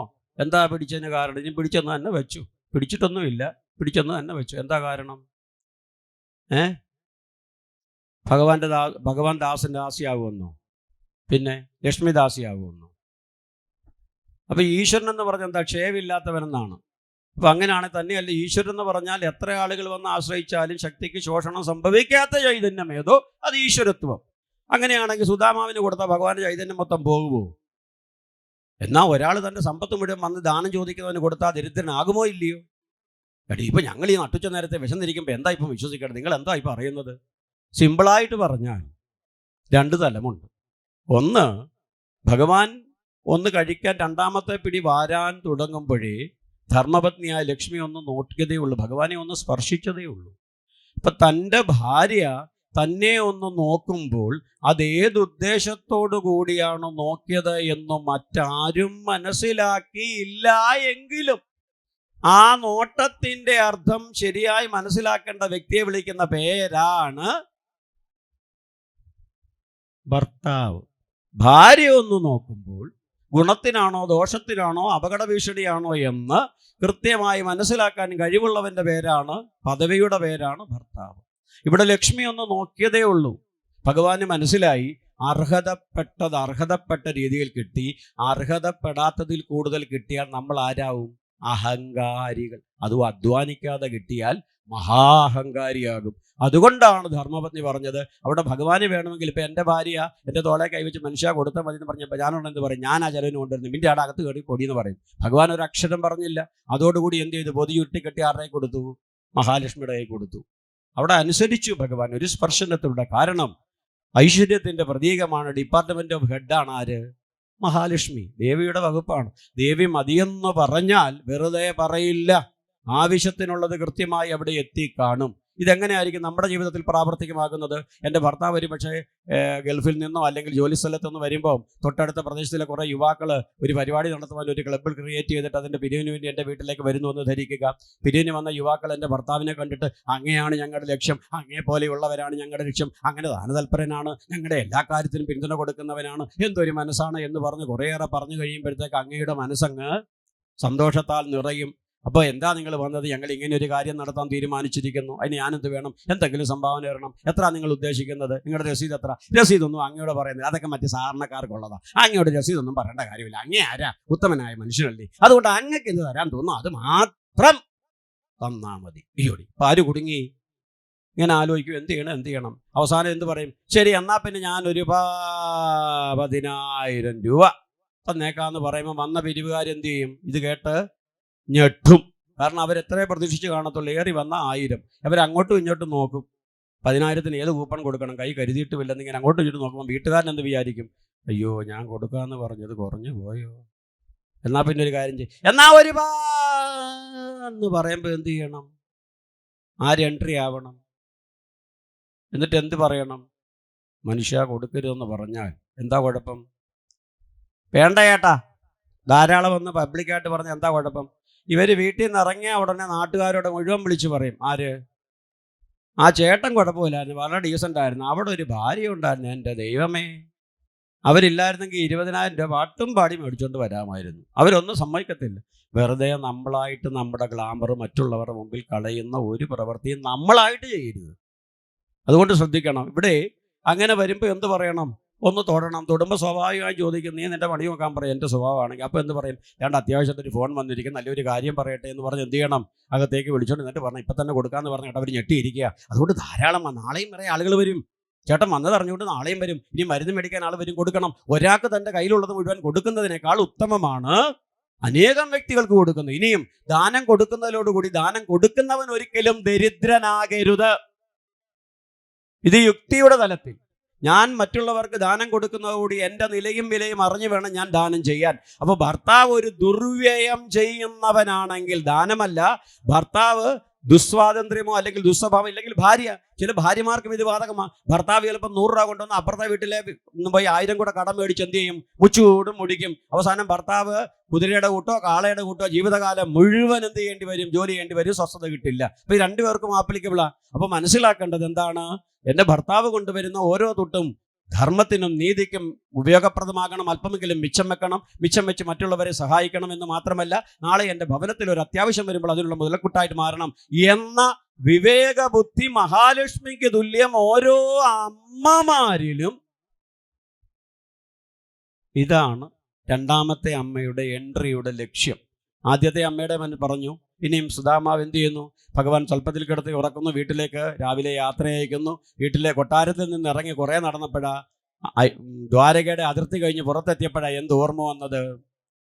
അയ്യോ, പറ്റിച്ചേ, എന്തിനാ ഞാൻ അങ്ങോട്ട് പോയത്? ചോദിക്കാൻ പോലും സമ്മതിച്ചില്ല. എന്നെ ആകെ വശപ്പെടുത്തി കളഞ്ഞു മായാജാലക്കാരനായ കൃഷ്ണൻ. ഞാൻ ചോദിച്ചതുപോലും എന്തിനാണോ പോയത് എന്ന് പോലും ചോദിച്ചില്ല. ഇടയ്ക്ക് ഭഗവാനൊന്ന് ചോദിച്ചായിരുന്നു, വിവാഹമൊക്കെ കഴിഞ്ഞോ? കഴിഞ്ഞു. കുട്ടികളൊക്കെ ഉണ്ടോ? തോനെയുണ്ട്. സുഖമാണോ? ഒന്നും വേണ്ടിയില്ല. സുഖമാണെന്നും പറഞ്ഞില്ല, അല്ലെന്നും പറഞ്ഞില്ല. സുഖമാണെന്ന് പറഞ്ഞാൽ ഭഗവാൻ എന്ത് വിചാരിക്കും? എന്നാൽ പിന്നെ അവന് ഇനി സഹായത്തിനൊന്നും ആവശ്യമില്ല, സുഖമല്ലേ. സുഖം അല്ലെന്ന് പറഞ്ഞാലോ, ഞാൻ സഹായം ചോദിച്ച് വന്നാന്ന് പറയാം. അപ്പോൾ ഒന്നും ചോദിക്കാത്തതുകൊണ്ട് ഒന്നും കൊടുത്തുമില്ല. അങ്ങനെ ദ്വാരകയുടെ അതിർത്തി കടക്കുമ്പോഴാണ് പരിസരബോധം വരുന്നത്. അയ്യോ, ഞാൻ ചോദിച്ചില്ലല്ലോ, എൻ്റെ ഭാര്യ കാത്തവിടെ നിൽക്കുകയായിരിക്കും, ഇരുന്ന് വാങ്ങി തന്നതാ, ഇനി അങ്ങോട്ട് ചെല്ലാൻ പറ്റുമോ? ചെല്ലുമ്പോൾ എങ്ങനെ ആയിരിക്കും? പക്ഷെ പോകാൻ മറ്റു മാർഗമില്ല, ഇതല്ലാതെ വേറെ മാർഗമില്ല എന്ന് ചിന്തിച്ചുകൊണ്ട് സുധാമാവ് സ്വന്തം ഭവനത്തിലേക്ക് പോകുന്നു. അവിടെ ചെന്ന് നോക്കുമ്പോൾ എൻ്റെ ഭവനം തന്നെ ഇരുന്ന സ്ഥാനത്ത് ഇപ്പം എന്ത് കാണുന്നു? ഒരു കൊട്ടാരം. ഇതെൻ്റെ ഭവനമല്ല, വഴി തെറ്റിയാന്നും പറഞ്ഞ് തിരിച്ചു നടക്കുന്നു. ഇല്ലല്ലോ, തെറ്റിയില്ല, ഊഴത്തുമല അമ്പലം അവിടെ തന്നെ ഉണ്ട്, അലയാൽ ഇവിടെ തന്നെ ഉണ്ട്, അപ്പോൾ ഇത് തന്നെ, സംശയമില്ല, ഇത് തന്നെ. പക്ഷേ വീണ്ടും വാതൊക്കെ ചെല്ലുമ്പോൾ പരിചയമില്ലാത്ത ചിലർ, നിറയെ ആഭരണങ്ങളൊക്കെ ഇട്ടുകൊണ്ട് ചിലർ നിൽക്കുന്നു, ജോലിക്കാർ നിൽക്കുന്നു. ആരാ ഇത്? സെക്യൂരിറ്റി ഒക്കെ ഉണ്ട്, വീഡിയോ ക്യാമറയൊക്കെ അവിടെ ഇവിടെ വെച്ചിട്ടുണ്ട്, മതിലിലൊക്കെ ധാരാളം ലൈറ്റും കത്തിച്ചിട്ടുണ്ട്. എൻ്റെ വീട് തന്നെയാണോ? സംശയം. തിരിച്ചു നടന്നു. തിരിഞ്ഞു കുറേ നടന്നപ്പോൾ പറയുന്നൊരു വിളി, നാഥാ, എന്നെയാണോ? തിരിഞ്ഞു നോക്കിയപ്പം ആലിക്കാസ് ജുവലറിയുടെ ഫോട്ടോ അല്ലെങ്കിൽ ഭീമാ ജുവലറിയുടെ ഫോട്ടോ സ്വർണ്ണങ്ങളൊക്കെ ചാർത്തിയ മനോഹരിയായ ഒരു യുവതി. എന്നെ ആവാൻ വഴിയില്ല, ഈ കൃഷകാത്രനായ എന്നെ ആര് വിളിക്കാനാ? തോന്നിയതായിരിക്കും എന്ന് വിചാരിച്ച് നടന്നു. പിന്നെയും 10 അടി നടന്നപ്പോൾ പറയുന്നത് വിളി, നാഥ. ഈ ശബ്ദം ഞാൻ എവിടെയോ കേട്ടിട്ടുണ്ടല്ലോ. ആളിൻ്റെ രൂപത്തിലെ മാറ്റം വന്നുള്ളൂ, എന്തിനു മാറ്റം വന്നിട്ടില്ല? ശബ്ദത്തിന്. തിരിഞ്ഞു നോക്കിയപ്പോഴത്തേക്ക് ഓടി വരുന്നു. ആര്? ഇത് നടക്കുന്ന കാര്യമാണ്. ആരെങ്കിലും ഒരാൾ എവിടെങ്കിലും പോയി കണ്ടാൽ പിറ്റേ ദിവസം വീട്ടിലോട്ട് വരുമ്പം ഇങ്ങനെ സ്വർണ്ണത്തിൽ 8 നില കെട്ടിടമൊക്കെ ഉണ്ടാവുമോ? അവിടെയാണ് നമ്മുടെ ബുദ്ധിയെയും വകതിരിവിനെയും പ്രയോജനപ്പെടുത്തേണ്ടത്. ഈശ്വരൻ അല്ലെങ്കിൽ ഭഗവാൻ എന്ന നാമത്തിന് മറ്റൊരു തലമുണ്ട്, ജ്ഞാനസ്വരൂപൻ. ഭാഗവത സപ്താഹ ജ്ഞാനയജ്ഞമായി ഇവിടെ നടക്കുന്നത്. ഭാഗവതത്തിൻ്റെ ലക്ഷ്യം പറഞ്ഞു, ഉദ്ധരേ ആത്മനാത്മാനം. ഓരോ മനസ്സിലും ജ്ഞാനത്താൽ സ്വയം പര്യാപ്തരാക്കുക. അപ്പോൾ ഈശ്വരൻ എന്ന് പറഞ്ഞാൽ ജ്ഞാനം. ജ്ഞാനമാർജിക്കുന്നവന് നേടാൻ കഴിയാത്തതായി ഈ ലോകത്തിൽ ഒരു സൗഭാഗ്യവുമില്ല. ഇതാണ് യുക്തിയുടെ തലത്തിൽ അതിനുള്ള ഉത്തരം. ഇപ്പോൾ എത്രയേറെ അച്ഛനും അമ്മയും വളരെ താഴത്തെ തട്ടിലുള്ളവരാണ്. അവരുടെ മകൻ നല്ലപോലെ പഠിച്ചെങ്കിൽ വിദേശത്ത് പോയി അവൻ ജോലി ചെയ്താൽ കൈ നിറയെ എന്ത് കിട്ടും? സമ്പത്ത് കിട്ടും. അവനത് നാട്ടിലേക്ക് അയച്ചു കൊടുത്ത് മനോഹരമായ രീതിയിൽ ഭവനമൊക്കെ ചെയ്യും. പാല് കാച്ചൊക്കെ ആകുമ്പോൾ അച്ഛനും അമ്മയും അവന് അനുയോജ്യ ഒരു പെൺകുട്ടിയെ കണ്ടെത്തി വീട്ടിലേക്ക് എത്തുമ്പോൾ, ഇപ്പോഴൊക്കെയാണ് വീട് കാണാം. പണ്ടത്തെ കാലത്ത് ഗൾഫിൽ പോയവർക്ക് ഒരു വിവരവുമില്ല. ഇന്ന് അപ്പം വാട്സപ്പിൽ വരും. ഒരു 15 വർഷം മുമ്പ് പോയവർക്ക് വിവരം അറിയാൻ ഒരു മാർഗ്ഗമില്ല. അതുകൊണ്ട് എന്ത് ചെയ്യും? അവർ നാട്ടിൽ വന്നു കഴിയുമ്പോൾ അത്ഭുതപ്പെട്ടു പോകും. കാരണം അവർ സ്വപ്നത്തിനപ്പുറത്തേക്കായിരിക്കും ഭവനം ഇരിക്കുന്നത്. അതുകൊണ്ട് ആ അത്ഭുതം സംഭവിക്കുക. ആ അത്ഭുതമാണ് സുധാമാവിൽ സംഭവിച്ചത്. പക്ഷെ അതിന് എഫർട്ട് എടുത്തത് അവൻ്റെ അധ്വാനമാണ്, അവൻ്റെ ജ്ഞാനമാണ്. അതുകൊണ്ട് ജ്ഞാനം നേടൂ, ഐശ്വര്യത്തെ കരഗതമാക്കൂ. ജ്ഞാനമുള്ളവന് നേടാൻ പറ്റാത്തതായി ഒന്നുമില്ല. ഇതാണ് കുചേലാഗമന കഥയുടെ താത്വിക തലം.